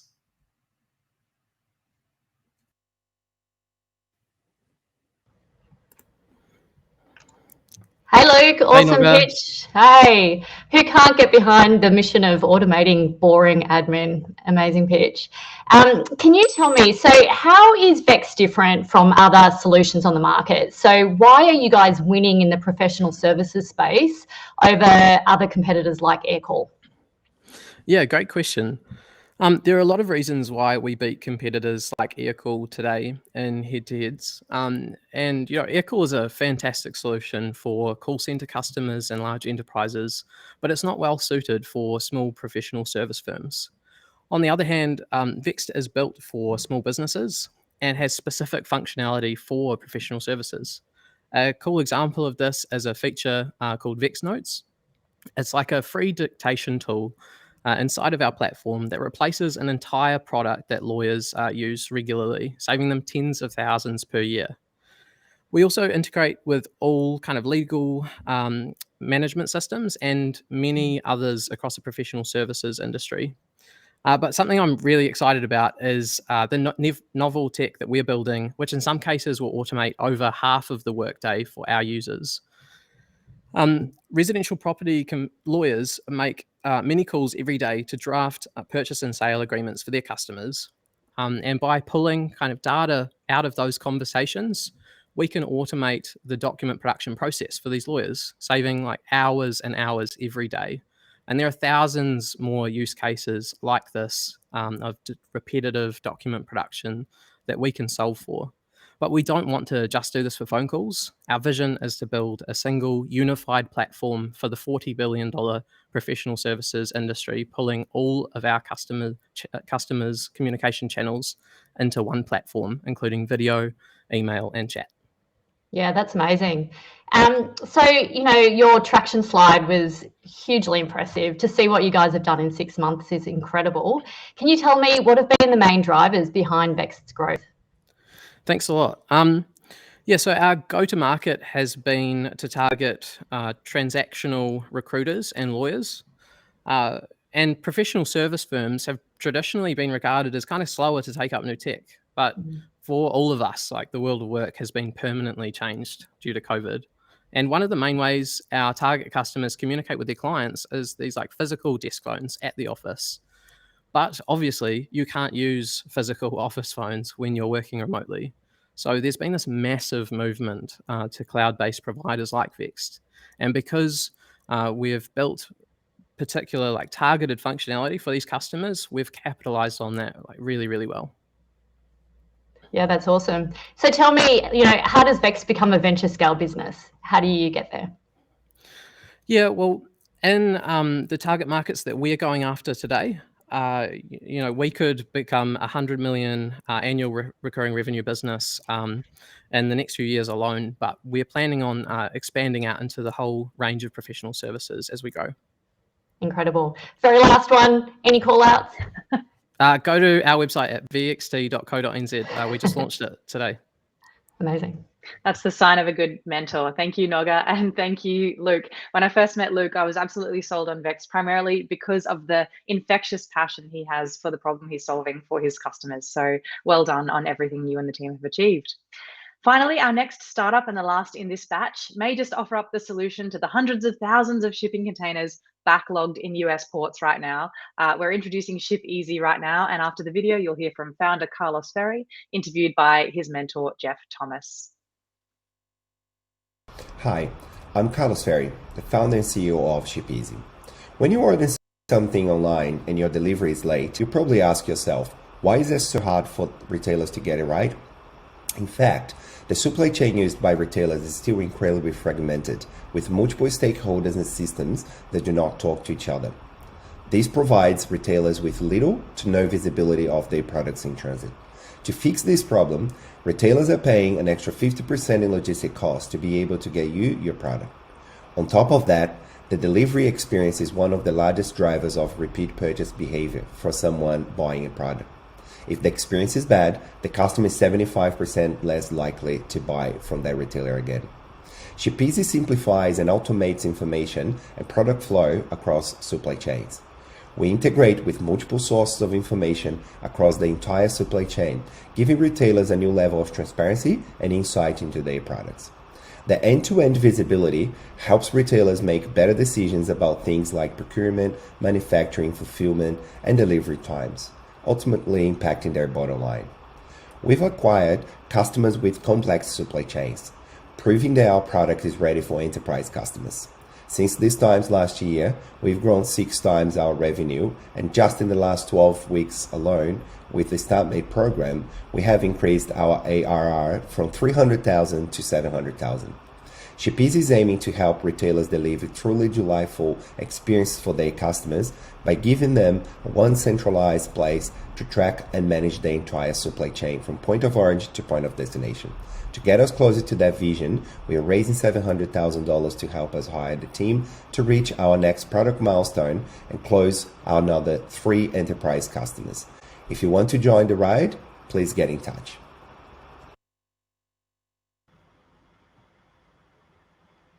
Surprise, Carlos, it's me. We've had our first technical issues for the night. Unfortunately, Jeff can't join us for this session, but congratulations on everything you have achieved with Shipeasy over the last 3 months. You've worked incredibly hard, built some really strong foundations for the business to grow. What has been the most satisfying part of the progress that you've made over the last 3 months with Startmate?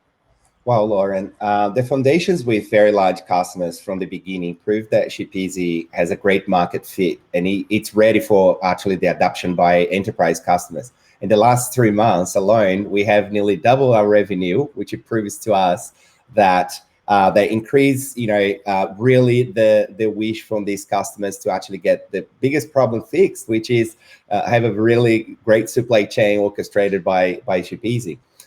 For us, the most important thing is with the mentoring we had from our mentors in governance and scalability of our tech, we have already not just raised to the next level, but we also have start servicing companies in another 6 countries. Amazing. So there's been a lot of work in the product market fit and kind of identifying or refining who that target customer is. Can you tell everyone who's tuning in right now where you're headed with the product and that target customer? Well, Lauren, it was pretty clear that the first phase of Shipeasy was all about deep identifying where and who would benefit the most of our solution. And we have shifted our focus now to the retailers. On the long term, it's pretty clear that they are benefiting the most, and also they are driving and bringing all the other stakeholders into Shipeasy. We have also had meetings with 3 of the major retailers in Australia who got very excited about Shipeasy, and guess what? Start working already with us to shape our roadmap for the next 6 months. Hello. Hey, hi, Jeff. Carlos, I think we've cracked it. One final question for you. As you shared in the video, Shipeasy has some relative maturity with revenue, and you've had some really impressive growth. So can you tell us how that will continue with Shipeasy, continue the revenue growth and your ambitions with growth over the next 6 to 12 months?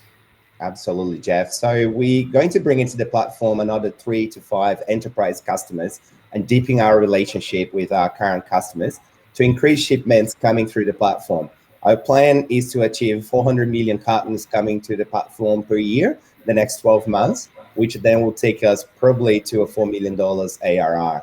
The most exciting part is the roadmap, which then gets us focusing on the control tower functionality, which also includes the custom clearance and all the documentation management for the companies, and the real-time visibility of the shipments globally and locally. So, well, I can say to everybody watching us here right now, if I were you, I would not miss the chance to invest in Shipeasy right now. Thanks, Carlos. It's a great roadmap and a great trajectory, and I've really enjoyed working with you over the past 3 months. Absolutely incredible, Jeff. Thanks so much. I just need everyone to know that the notes say Sasha to bring Sasha to stage. Sasha brought Lauren to the stage, so I'm going to disappear now. We've gone completely off the rails, apparently. Hopefully. Carlos, I got to say, a big congrats. When you first told me that your script was going to include the fact that you had 6 extra revenue in the past 12 months, it kind of blew my mind a little bit. So that's pretty amazing. We are now at our second and final break for the evening. And before I tell you anything else, I would like it to be known that the Startmate Chief of Staff is hazing me again on social media, claiming that my jokes are 5 out of 10 at best. So there is a chat function. If you would like to refute that claim, I would greatly appreciate that. So now, before we get into our final batch of startups for the evening, where you will be learning about interesting things like on-demand vets, psychedelics for mental health, searchable encrypted data, and the metaverse, I want to give a friendly reminder that this evening's AWS after party will be hosted in Gathertown. We will share a link to that environment at the end of tonight's proceedings, so make sure you stick around and come and say hey at the end of tonight. In addition to sponsoring the after party, AWS is also offering $1,000 in no questions asked credits to all the founders tuning in today. So if that's something that's piqued your interest, a man named Daniel Paranetto, who is the Accelerator Business Development Manager at AWS, will be hanging out in the after party on Gathertown. So go look him up and he'll chat to you about that offer. So no DJ set in this halftime break, but you can still go and get a drink. I'm going to talk to you a little bit about one of our other initiatives at Startmate. So as you've seen tonight, there are some incredible founders in the Accelerator. And until recently, the Accelerator was really the only mechanism that we had to support founders in our ecosystem.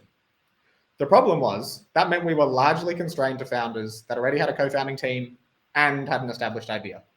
But we still wanted to find a way to support founders that were at an even earlier stage, ideally before they'd even reached the point of starting a company. So this year, we started the Founders Fellowship. So the purpose of the Founders Fellowship is to dismantle the barriers that exist to starting a company, and has brought together a group of really talented, really hungry people that are looking to do three things. The first is find a compatible co-founder that has the same level of ambition, a complementary skill set. The second is the ability and the tools they need to validate that they're actually solving the right problem and are on the right track. And the final thing is to, once you've done those two things, get some early traction that validates that what you've been working on has legs. In short, it's designed to help our founders go from 0 to 1 faster and more effectively than would be possible otherwise. But we do recognize that there isn't a magic formula to starting a successful startup. We know that better than anyone. So instead, the program is built around something that we think is much more powerful. The first is a set of principles and frameworks that we've built alongside our community, which the founders can draw on at any point in their journey to help them solve whatever challenges they're facing. Some examples of that might be, how do I structure a customer conversation in the most effective way to validate that I'm solving the right problem? Or maybe you're asking yourself, what questions should I be asking me before I dive into a co-founder relationship with someone else? Am I on the same page as them? Or anything else? The second thing is they get access to a community of peers who are equally ambitious and at the same stage in their journey, and they can help hold each other accountable and push them harder than they would push themselves. And finally, like all of our programs and all of our alumni across Startmate, they enter a community for life. So on that note, we're slowly exploring what the best ways are to create some interactions between the Founders Fellowship and our other programs to really get those feedback loops that I was talking about earlier working effectively. But the really exciting thing is our first cohort launched in August this year with 87 incredible people. And we're just over halfway through that 10-week program. Whilst it's still in the early days, I have to say I'm confident that there are some incredible founders in this group. And I wanted to use this break to highlight just one small example of that. So please allow me to introduce you to Tash Jameson and Lockpick Games. In the very first week of the Founders Fellowship, I was given some sage advice from Ryan. Just start with a problem that you're passionate about and you think you can validate. So I started with a problem right in my own home, how to help my stepson Drake to study for the selective school test. My partner and I made a computer game that teaches kids how to ace the exam, and my stepson Drake loved it. We started testing with just a PPT presentation, which quickly turned into a simple game, and through feedback from the kids of other parents in the fellowship, the game started to shape up. One of the program speakers, AJ Prakash, encouraged us to just put something out there that could validate our ideas. And just overnight, we received almost 100 requests from parents to try the game out with their kids. And the problem goes deeper than kids just wanting to have fun while studying. A lot of families just don't have $2,000 to $20,000 a year needed to pay for tutors. So what happens to the families that just can't afford that kind of money?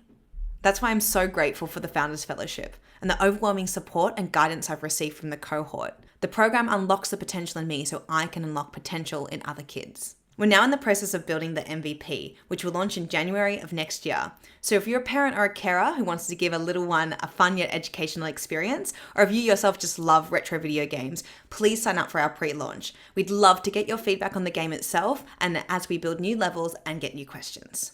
Head to lockpick.games and use the promo code STARTMATE21. and help us make education fun and accessible for everyone. How cool was that? I have to say, I mean, Tash is just one great example, but we have had some awesome experiences watching these Founders Fellows navigate the beginnings of a startup and what's possible when we surround them with a peer of other people that are doing that. And I've loved every second of it. Of course, we take that to the next level with the Startmate Accelerator program, and I'm excited to announce that our next cohort, the Summer 22 cohort that kicks off in January next year, applications for that open tomorrow. Whilst we used to have our signature open house event a few weeks before the close of our application process, this year we're doing things slightly differently. We're going to split the experience in two. The content and social experiences of open house will stand alone as a one-week experience that starts on the 8th of November, culminating in the close of the applications for the Summer 22 cohort on the 14th of November, later that week. This means that our one-on-one mentor matching will no longer be a part of open house. Instead, we're going to be focusing on something that we think will be more impactful for the founders that apply. In the past, we've only been able to offer a maximum of 60 startups an interview for our accelerator, which meant there were potential founders that we would want to meet that were slipping through the cracks. That works out to be about 10% of applicants that we could give an interview, and frankly, that wasn't enough. So for the Summer 22 application process, we're going to try and give every single applicant to the accelerator a 15-minute one-on-one interview with one of our mentors or a member of the Startmate team. We hope that will help us surface the best founders around the region in a way that was previously impossible for us. The other big change this year is that we're officially updating the standard Startmate investment terms, raising both the amount invested in each startup and the minimum valuation we offer on those standard terms. So from the Summer 22 cohort onwards, we'll be investing $120,000 in every startup that gets accepted into the accelerator program, with the standard valuation increasing from $1 million currently to $1.5 million. Of course, for those startups that have raised a round previously, we will still be matching the terms of that previous round, as we always have. In short, the TLDR is open house will be a week-long experience full of content and social gatherings for founders looking to apply to Startmate. There will no longer be the mentor matching component, but we're going to try and give every single applicant a one-on-one interview. Our new standard terms for companies that haven't raised yet is $120,000 on $1.5 million valuation. And our Startmate Summer 22 applications close on the 14th of November. So don't miss out. But if you do want to hear more information will be available on the Startmate website tomorrow.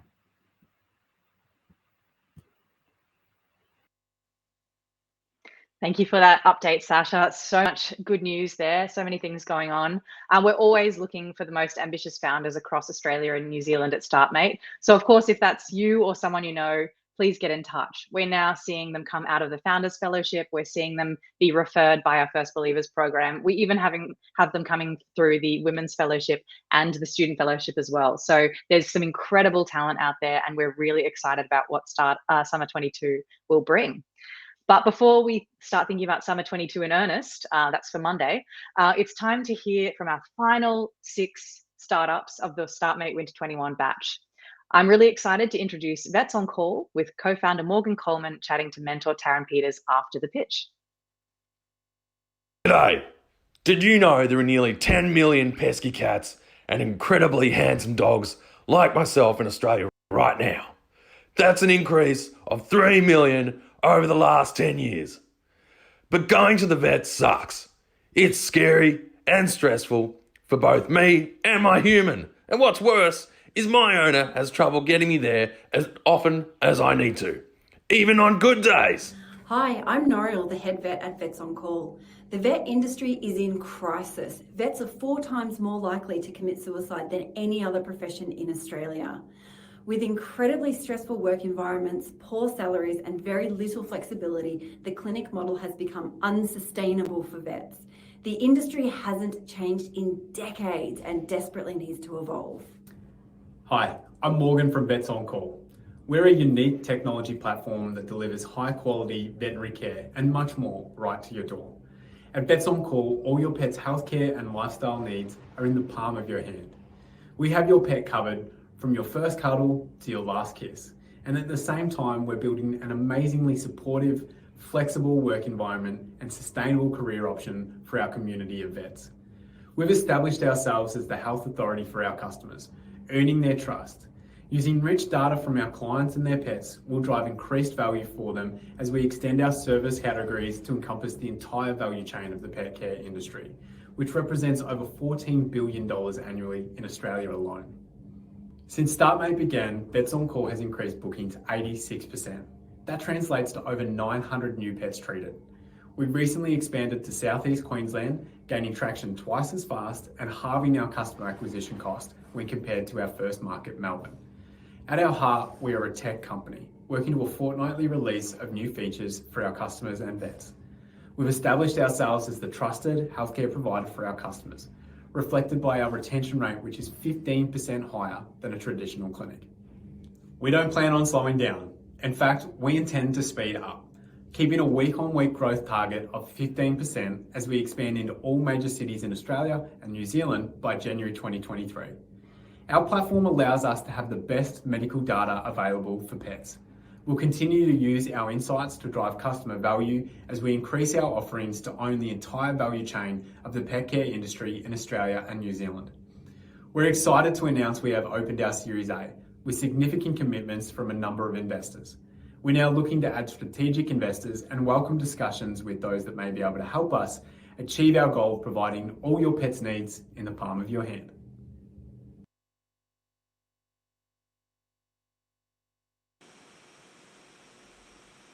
A huge congratulations to the Vets on Call team, who have grown incredibly quickly during the Startmate program, with an average of 15% week-on-week growth. Morgan, what has been the key to the team's success?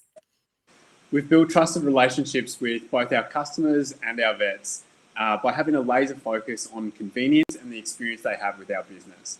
We ensure the highest possible standards of care that genuinely improve health outcomes for pets. It's this focus that allowed us to grow 5 times our revenue in the past 12 months. And from this position as the trusted healthcare provider, we've been able to increase our customer touchpoints through new category and service additions, as well as start using our data to improve customer experience and predict healthcare requirements, which will enable us to continue building a strong foundation for lifelong relationships. And how are you building up your community of vets? So part of our purpose is to tackle the big issues for vets working in the industry, such as work flexibility, burnout, poor incomes, but also having a real focus on the vet community and building that. I think a quote that we have from one of our vets best sums this up. I was on the verge of leaving the vet industry altogether when I was made aware of Vets on Call. It's a company that looks after the mental well-being of their vets by ensuring a work-life balance and flexibility in our work schedule. The benefits of working with Vets on Call seem too good to be true. However, after working with them for 6 months, I can safely say that they have and continue to uphold their end of the bargain. And finally, where to from here? Vets on Call is super unique. There's no one in the country that's providing a complete end-to-end pet care solution, especially using technology and data the way that we do. We're expanding into every major city in Australia and New Zealand with international expansion in the longer term. And we'll be expanding our offerings to encapsulate all your pet's needs in the palm of your hand. Our platform will provide for all your pet's needs from your first cuddle to your last kiss. Thanks, Morgan. If you have a pet, please head to vetsoncall.pet. Absolutely. Thank you, Morgan. Thank you, Taryn. I love seeing our mentors at work, absolutely boosting our companies. And of course, what wasn't to like about that pitch, especially when you have a secret talking dog co-founder. Thank you to Vets on Call. Next up, we have Brizzy-based team ProductEngine. We'll be hearing from co-founders Matt Hollis and Jared Sears, who will be interviewed by mentor Tom Humphrey after their video. ProductEngine is one place to manage your products and pricing. Today, there are over 1 million businesses in just the UK, the US and Australia with trillions of dollars in revenue that manage their products and pricing in a spreadsheet. They come from industries as diverse as telecommunications, air conditioning, IT, retail, and waste management. And because spreadsheets were not designed for this, they also use an internal wiki or intranet, shared drive folders, and they need their products and pricing to be updated in an ever-growing number of systems, such as CRM, ERP, billing, and now web portals and e-commerce as well. All these different sources cause chaos for staff. Inefficiencies cause missed deadlines, and worst of all, lost sales. Now, we know this problem because we lived it. At Vocus, Australia's fourth largest telco, we had 100 products that generated over 100,000 line items, each with its own price point and product code. It was truly unmanageable. So we've designed a better way to save you time and, most importantly, money. ProductEngine provides one place to store all your product and pricing info, one place that connects to every other system that needs to know about it, one place for your staff to go to find out anything product and pricing related, one place with collaboration, approvals and tracking, and most importantly, one place that's actually designed to manage products and pricing. During Startmate, we've doubled our users and we've refined our go-to-market strategy to enhance our scalability. We also took the bold step of rebranding our business to ProductEngine. We already have 14 happy enterprise customers, and it's a $2 billion market opportunity in Australia, the US, and the UK alone.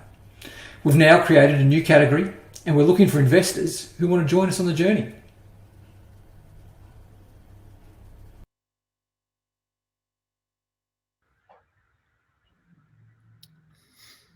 Matt, Jared, that was awesome. And it has been such a pleasure working with you guys and our squad through Startmate. Let's get straight into it. So Jared, maybe you could kick us off by telling us a little bit more about how you guys met and how you came up with this idea.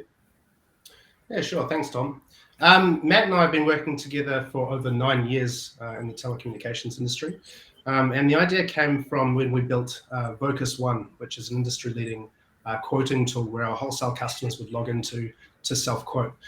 We found that the product and pricing information we required was actually spread throughout the business, and we needed it in one place to both manage and retrieve the information for the portal.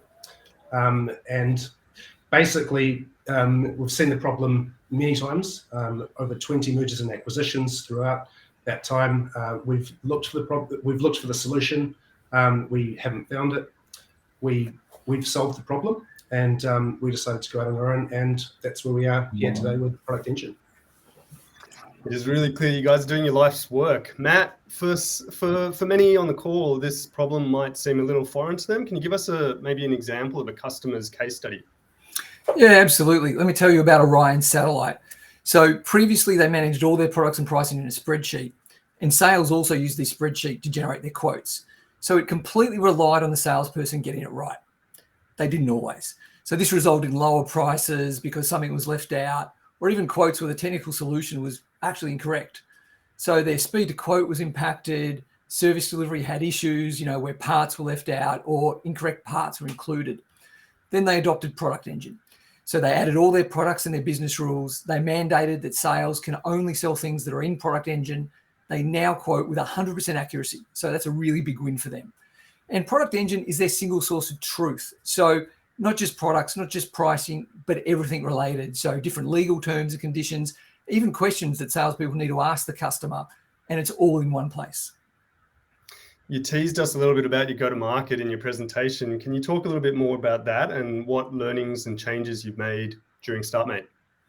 Yeah, our go-to-market's really changed since we broke our product into 3 distinct modules. So our product and pricing module provides a great self-service entry point, giving a more natural customer journey and really great upsell opportunities.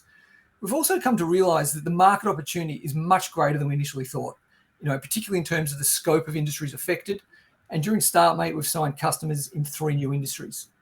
The other thing we've realized is that while our key buyer is really well defined, which makes it easy for us to target them, the pain point touches so many people in a business that will be often brought in by different parts of the organization. So our plan is get in there, sell them the first module, look to upsell them to one of our other modules, a classic land and expand model. Awesome. Thank you so much, team. Love that you're getting go-to-market questions from the go-to-market king himself, Tom Humphrey. It's been awesome to see your progress over the course of Startmate. Thank you, Jared and Matt. Next, we have one of our climate cohort founders. Of course, we really take the climate technology side of things really seriously at Startmate, and we're very excited about what EnergyBank is doing. You'll hear more about that now, and then meet co-founder Tim Hawkey, who will be interviewed by mentor Atan Lenko. Kia ora, I'm Tim Hawkey, CEO and co-founder of EnergyBank. EnergyBank was founded to capitalise on the opportunity of a lifetime while also solving one of society's most pressing problems. Currently, energy companies and consumers cannot fully realise the opportunities offered by low-cost renewable energy sources. Because the sun doesn't always shine and the wind doesn't always blow, we still need fossil fuels like coal to make sure you can turn your light on at night. To solve this problem, EnergyBank is developing a novel energy storage technology. Energy storage boosts the value of renewables by creating artificial demand during periods of renewable oversupply. Storage then displaces fossil fuel generation by supplying the energy back to the grid during renewable shortages. Technologies like lithium-ion batteries and pumped hydro have begun to help with storing energy. Unfortunately, they are either too expensive or too environmentally damaging to deploy at the scale needed for a completely decarbonised electricity system. EnergyBank's technology works by moving multiple 1,000-ton masses back and forth between the ocean floor and its surface over vertical distances of between 4 and 8 kilometres.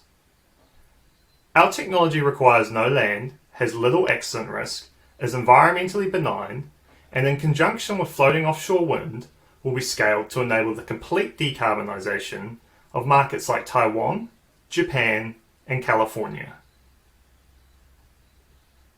Having closed our seed round, EnergyBank is going to spend the next 18 months de-risking critical materials and mechatronic subsystems before deploying a scaled-up pilot unit. Ultimately, EnergyBank will provide the clean energy solution of the future, from the Asia Pacific to the Red Sea and the west coast of Africa. In order to achieve our mission, we will never stop talking to customers, and we will need a few more conversations with investors. Therefore, we would appreciate all introductions you can provide and look forward to meeting with you to realise this opportunity together. Thank you for your time.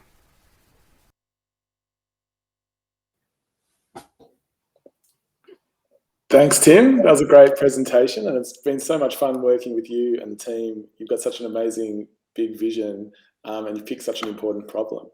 So my first question, which was the very first question I probably asked you at the beginning of all this, is why do it in the ocean? Thanks, Ivan. I really appreciate all the time that you've put into us through this program and kind of look forward to continuing to work with you. So why we do this in the ocean? Well, the ocean provides us with lots of unique advantages. To summarize, it's deep, it's good for big things, and it's sparsely populated. So if I explain that a little bit more, it is really deep. More than 60% of the world's surface is over 4 kilometers underwater. And these depths are quite accessible. They're often within 80 kilometers of many of the world's major cities. Second, it's really good for big things and moving them around. So all of the heaviest things we've ever moved have been moved in the ocean. In Australia, for example, there's about 6 400,000-ton iron ore carriers leaving every day. The kind of minimum viable product units that we're looking at will weigh 100,000 tons, and ultimately we want to scale to 700,000-ton units, which will store about $5 billion worth of lithium-ion batteries equivalent in energy. And then third, we don't have to use the land by going into the ocean. This is especially advantageous for things like transmission infrastructure and co-locating near offshore wind parks. So building power lines from good dam sites requires really expensive engagement with lots of landowners and is really expensive just in general.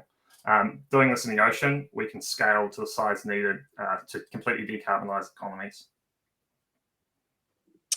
Awesome. Well, I mean, a big vision, it's really inspiring to see where you're planning to end up, but you've got to take steps along the way. So tell us about the next 3 years for EnergyBank.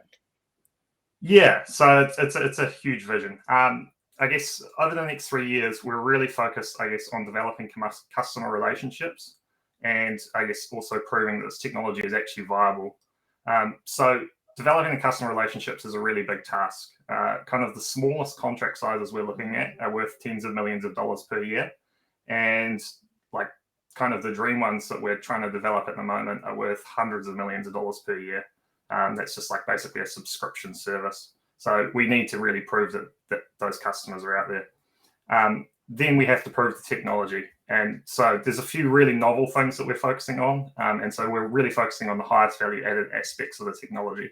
And yeah, basically, we're really looking forward to doing that. And we're hiring lots of people at the moment. So if anyone wants to come work with us, please visit our website. Thank you, Tim. Thank you, Aitan. It's an incredible vision with EnergyBank, and of course, easier to feel a little more optimistic about the future when you know there's incredibly intelligent people like Tim and the whole EnergyBank team working on these kinds of solutions. Next up, we have a company that was until last week in stealth mode, the secret 19th startup of the Startmate Winter 21 cohort. We're now about to hear about Psylo. And we'll be welcoming co-founders Josh Isman and Sam Bannister to the floor, along with mentor Petra Andren after this pitch video. Hi, I'm Josh Isman, founder of Psylo. Mental illness is the health crisis of our time. We know that COVID has had a compounding effect on this problem, and we know the current solutions are completely inadequate. 1 in 8 Aussies take antidepressants, which are only slightly more effective than a placebo and come with heaps of side effects. Pharma is underinvesting in alternatives. There's been a reported 70% decrease in clinical research programs in this area over the last decade, but that's beginning to change. 50 years ago, a significant body of research into psychedelic-assisted therapy was buried with the war on drugs, but is now seeing a resurgence. Psilocybin, the active molecule in magic mushrooms, was designated a breakthrough therapy by the FDA and is poised to serve as a starting point for an entirely new class of mental illness medications. Psylo is Australia's first psychedelic biotech company. We're formulating derivative molecules of psychedelics. Our initial target is to produce a shorter acting psilocybin to serve as an improved treatment for anxiety and depression. I'm a repeat founder, entrepreneur, and biotech investor. My co-founder Sam is a leading medicinal chemist with a proven track record in molecular discovery. Together, we've raised an oversubscribed pre-seed round of local and international strategic investors. And we've begun synthesis and screening on several new libraries of novel molecules. We've launched a virtual drug company on the bleeding edge of psychedelic science, but we're just getting started. Learn more about us at psylo.bio, and thank you. Thank you so much, Josh. Amazing stuff. Psychedelic medicine, such an exciting area, such a hot emerging area. You're doing it here in Australia. So can you just tell us why Australia is such a good place to launch a psychedelic startup?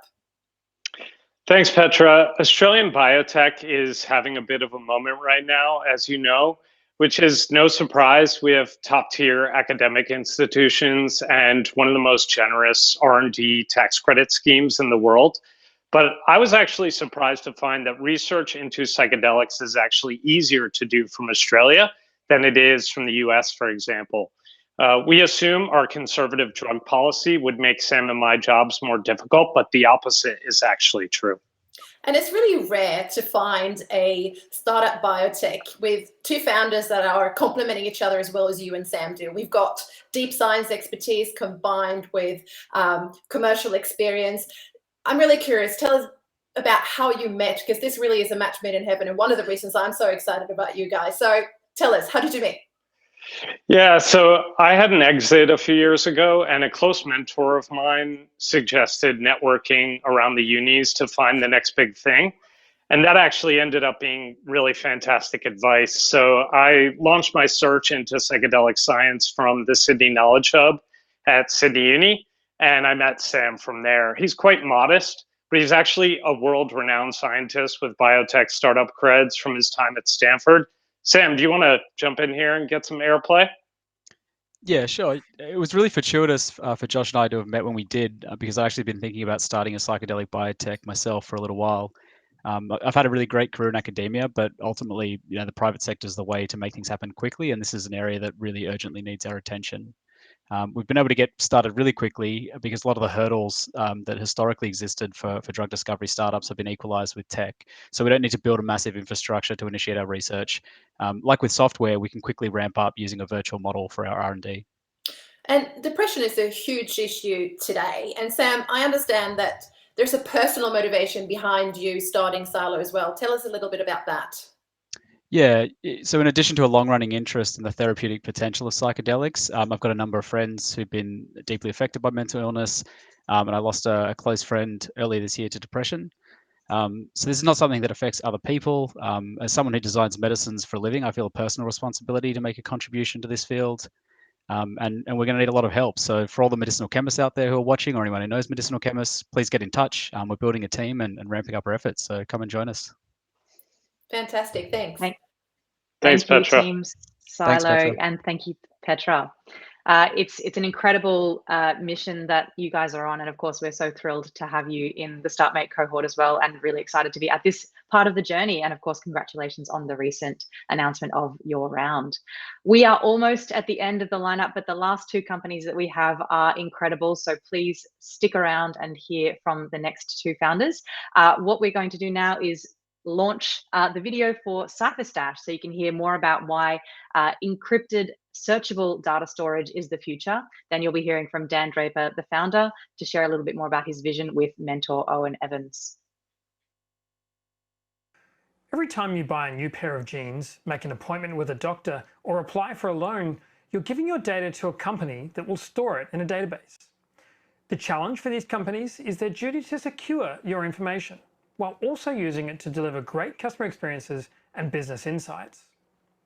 Companies like banks, insurers, and retailers store millions of user records, with every one costing over $180 if there is a security breach. Consequently, a finance company will spend 1% of its revenue on cybersecurity.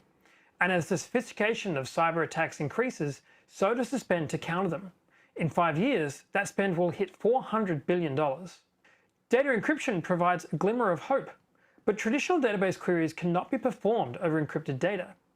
So you can have all of your data locked up safe, but not searchable, or searchable, but not safe.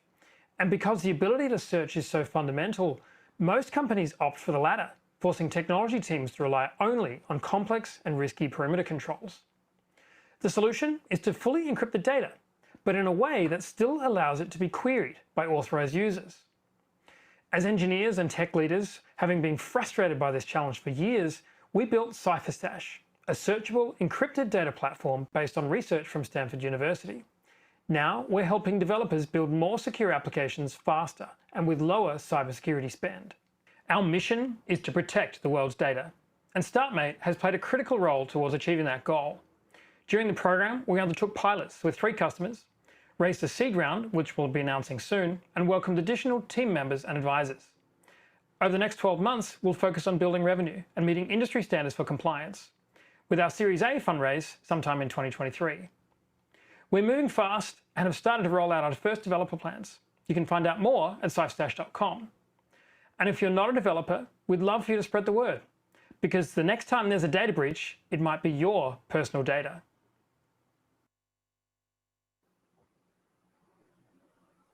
Hey, thanks, Dan. It's been great working with you over the last 3 months and seeing the progress of Cypher Stash. But maybe you can tell us a little bit for the geeks in the audience about the performance of Cypher Stash versus traditional databases. How did it compare? Absolutely, and likewise, by the way. So one of the common misconceptions about Cypher Stash, and you'd be forgiven for thinking this, is that it's going to be slow. And in fact, traditional solutions or previous approaches to solving this problem are very slow. They in some cases can take hours or even days to process the kinds of queries that we can actually do in milliseconds. So we're basically the same or very similar in terms of performance to traditional databases. And we think that's what makes our product so exciting, is that you get to have this massive uplift in security, but without really any impact to performance. Yeah, awesome. Sounds compelling. I know you've worked with 2 pilots. You mentioned those over the course of Startmate. Can you tell us a little bit about how those have gone over the last 3 months? Yeah, actually, we did 2, and then we actually even got a 3rd towards the later end of the program. So they've gone really well. There's an incredible amount of excitement about what we're doing. Maybe it's not exciting to everybody, but certainly people that work in finance and government, where our pilots are based, are very excited about this kind of thing. We are still working together, and we have every indication that these pilot customers will turn into customers. They're solving some really major problems for these organizations. And for that matter, if anyone would like to be one of the first to use Cypher Stash, we're still very keen to do some more pilots. So please reach out. Yeah, one of the key moments for me was when you talked about where those encryption keys are held. Can you talk a little bit about that? It's certainly an aha moment for me. Yeah, so one of the exciting things about Cypher Stash is that customers can bring their own encryption keys. And so what that means is that we never see, Cypher Stash and the team never see any customer data. We never see any encryption keys. We don't see anything other than random bits and bytes. And that really is a game changer for how data is managed. It's no longer where the data is stored, it's who controls the keys that's important. And that has big ramifications for how organizations think about risk, compliance, vendor management, and even this idea of data sovereignty, where you think that you've got to have the data in the same geographic location. Those kinds of things are no longer required. And in fact, we're seeing a lot of changes in how central authorities, like, for example, the Singaporean MAS, the Monetary Authority of Singapore, are changing the way that they view where data is stored because of technologies like Cypher Stash. So that's pretty exciting. Yeah, awesome. As somebody who's been through compliance, I'm going to go and sign up right now because yeah, totally. That's great. Thanks very much. Awesome. Thanks. Thank you, Owen, and thank you, Dan. And I will never regret stalking Dan's Twitter DMs and back channeling his friends and mentor investors to make sure that he applied for this cohort of Startmate, because that is how I roll. We are at that time of the evening, obviously, because it's getting super dark where I am and I have no more light to bring. We are going to hear from our final Startmate cohort participant of the Winter 21 cohort. And for that, we are going to take a journey into the metaverse to get to know Leia, after which we'll hear founders Rachit Moti and Chris Illick come to the stage with my colleague Sasha Kerbet to round out the evening. Over to you guys. Hey, I'm Rachit, the founder of Leia. I grew up in rural Queensland and didn't really fit in. Through video games though, I found self-expression and community. Fast forward a few years and I was in a band. I responded to a tweet that led to one of our songs being in a NASCAR video game. And this licensing process was not only complex, but came about by chance. But the song reached an audience we never had before. So what if it was easy for creators to reach audiences through games? And what if games could work with creators to diversify into new audiences? Leia is on a mission to connect the creator economy with the gaming economy. I want you to meet Tom. Tom makes mobile games. A popular character makes his game stand out in the App Store, and players are more likely to buy character or branded items in-game too, which means Tom can sustainably make more games. Unfortunately, accessing these characters is really hard. This is Sydney. She manages merchandise licensing for the characters that Tom wants. Think t-shirts and socks. To hit her audience and financial goals, Sydney actually wants to engage with games, but doesn't know how to assess them. The first time Tom reached out to her, she didn't respond. And after he followed up, she eventually responded with a 50-page agreement not relevant to gaming, which left Tom overwhelmed. Tom and Sydney can't easily work together, leaving gaming collaborations to the likes of the Fortnites and the Disneys, who have the knowledge and resources to take advantage of these opportunities. Leia fixes this. Leia's managed marketplace brings both sides together and makes it easy for games to access brands that players love. We joined Startmate with no customers and no product.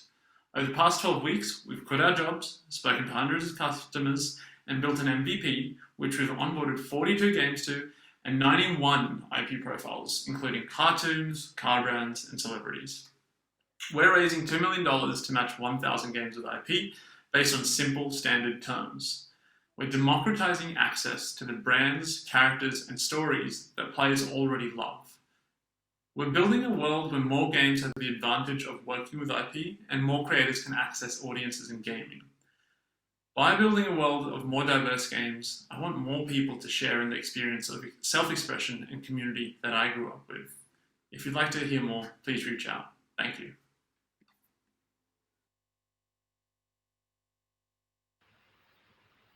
Hey team, look at this. Oh, that was awesome. I love the video. And I think before I ask you any questions, I really think it's worth emphasizing that 12 weeks ago, you didn't have a product. Like in our Startmate interview, it was kind of like, we just have conviction that this needs to happen. And look at where you are today. Yeah, it's a really good slide deck, right? Yeah, totally. Look, in that interview, you touched on this story that you told, and you touched on it in the video then as well, about your personal run-in with licensing and the problem that faced. Can you maybe talk to us a little bit about how you've gone from your personal experience to recognizing this was like a broader industry problem, and then getting to the point where you are today with so many brands and games on your platform? Yeah, for sure. I mean, like when I first came across that process, I didn't even know it was called licensing. The whole process of getting content into games being called licensing was new to me. And when I dove into it, like I found that it happens in a pretty kind of traditional way.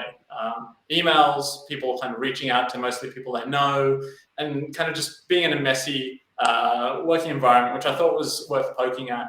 I looked into the space and reached out to as many people as I could, and like the amount of people responding was kind of alarming in a good way. Like I literally just had a domain with nothing on the website, like a white page, and I was talking to people at like Lionsgate and Universal, and they were kind of telling me this problem around like they want to be in games, but like the process is very different to merchandising. And then speaking to the game side, we realized how much of a want there was for this content that people already love, like TV and films that people are watching. They've got characters and community behind them. So that's really been the focus, and what's brought us to where we are. And having a team that's experienced in this space has really been able to get us to go from meetings to signups and the growth that we've had to date. So super exciting, wild ride. Awesome. Well, your insight into the space has been pretty evident every call we've got on in the last 12 weeks. Look, I have to ask, NFTs are a pretty hot trend at the moment. How does Leia fit with the NFT trend and the emerging idea of the metaverse? Maybe you can talk to us a little bit about that. Yeah, I think that's definitely a question that we get a lot. And look, Web3 gaming and the metaverse are going to need a lot of content to be compelling enough to attract a mainstream audience to really get everyone as they need to be a success. So we've signed our first 2 customers in the space and spoken to a lot of others. And it's been on a pretty simple proposition, which is that they need to get more content. So the examples that we've signed are Ready Player Me, which is a cross-game avatar, and Illuvium, an Ethereum-based play-to-earn open-world game. There's probably 2 relevant observations I'd make about both. Firstly, they're going to need to fill all the cultural niches that represent things players already have an emotional connection with, and they're acutely aware of that. The problem, whether you're an NFT, a metaverse, or a very conventional mobile game, a match-type puzzler, is you still need to secure the rights to anything that is protected by rights, in the pre-Web 1.0 world. And at the same time, gaming licensing happens to be very much outside the wheelhouse of the companies or individuals or groups of individuals that own these rights. The second is the point that a lot of these, especially metaverse plays, are very early.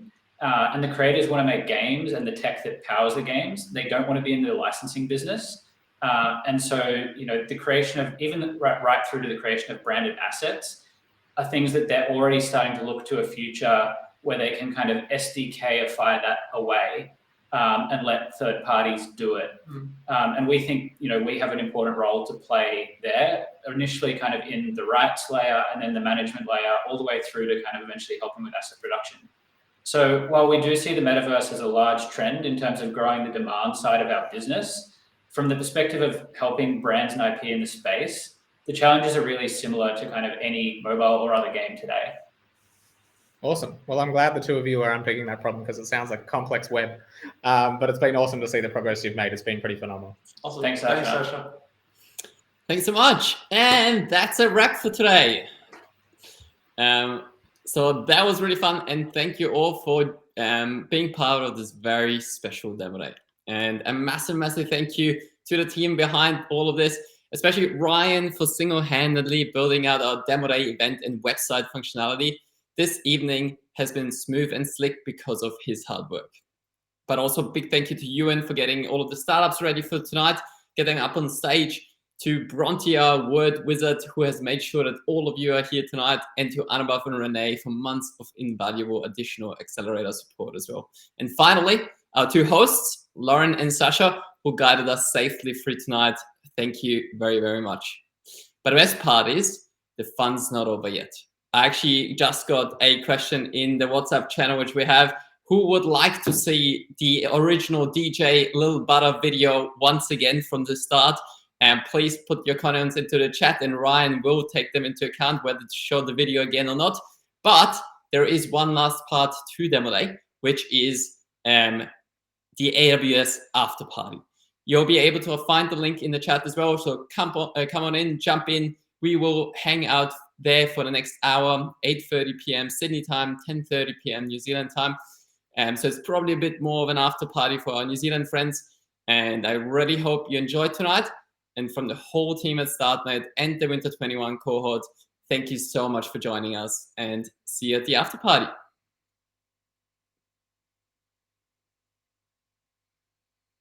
And now I'm curious.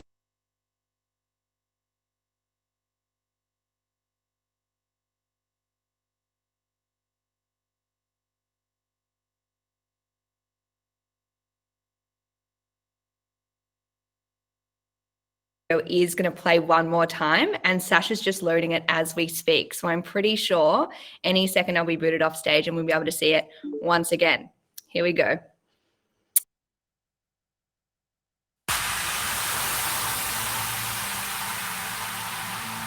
For those of you who don't know me yet, and I have the pleasure of working with the founders you're about to meet tonight every day. Startmate is one of the most successful accelerators in the world. That is because we have a community of the best mentors, investors, operators, but most importantly, founders in the world. Let me expand on that. Startmate was founded in 2011 by Nikki Shevak, Mike Cannon-Brooks, and Scott Farquhar. 2011 was our first cohort of 5 teams, and Startmate showed its early success, with Gravel being acquired by Walmart. In 2012, we had UpGuard and Happy Inspector go for Startmate, which have hundreds of employees and customers, and valuations quickly reaching 9 figures. 2013, Backrod, hundreds of employees, San Francisco-based, valuation of over $100 million. On the other side, Adrolo, providing education in every school in Victoria. 2014, Numific, getting acquired by GoPro. Flirty, a drone delivery startup, which is now in the US, with a valuation of more than $150 million. 2015, Propeller, raised $14 million from Accel and Sequoia and has offices in Denver and Sydney. 2016, Alevio, fast surpassing $1 million in annual recurring revenue and is now profitable. But the point is, Australian founders are winning on a world stage.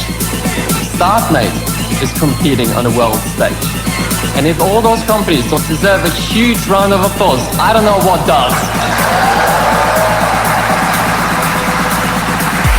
GigSpace is the platform to create and share interactive 3D knowledge for anything. Because getting legal help sucks. Peer-reviewed studies have shown that hypnotherapy is nearly 2 times more effective than nicotine replacement. Fashion. It's the second most polluting industry globally. The absolute cheapest way to get power off the grid. The bonus?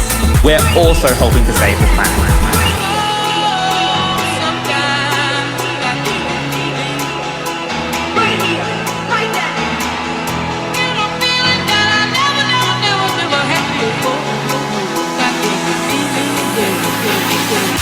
In the tech business world, learning that you're a unicorn is music to the ears.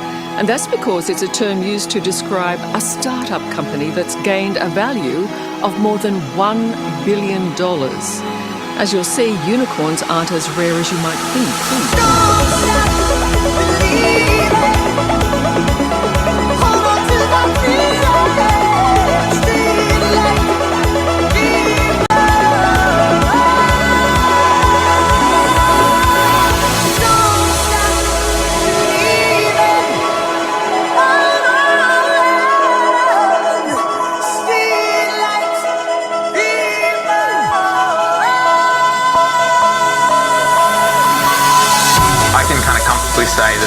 Propeller wouldn't be here, and our team wouldn't have grown, and our business wouldn't have grown without that slingshot that Startmate gave us.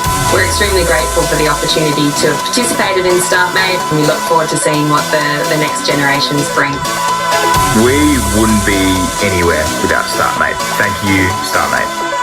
We are forever grateful. Startmate does that for a lot of founders and companies. Startmate Demo Day! I only have one request from you! Make some noise!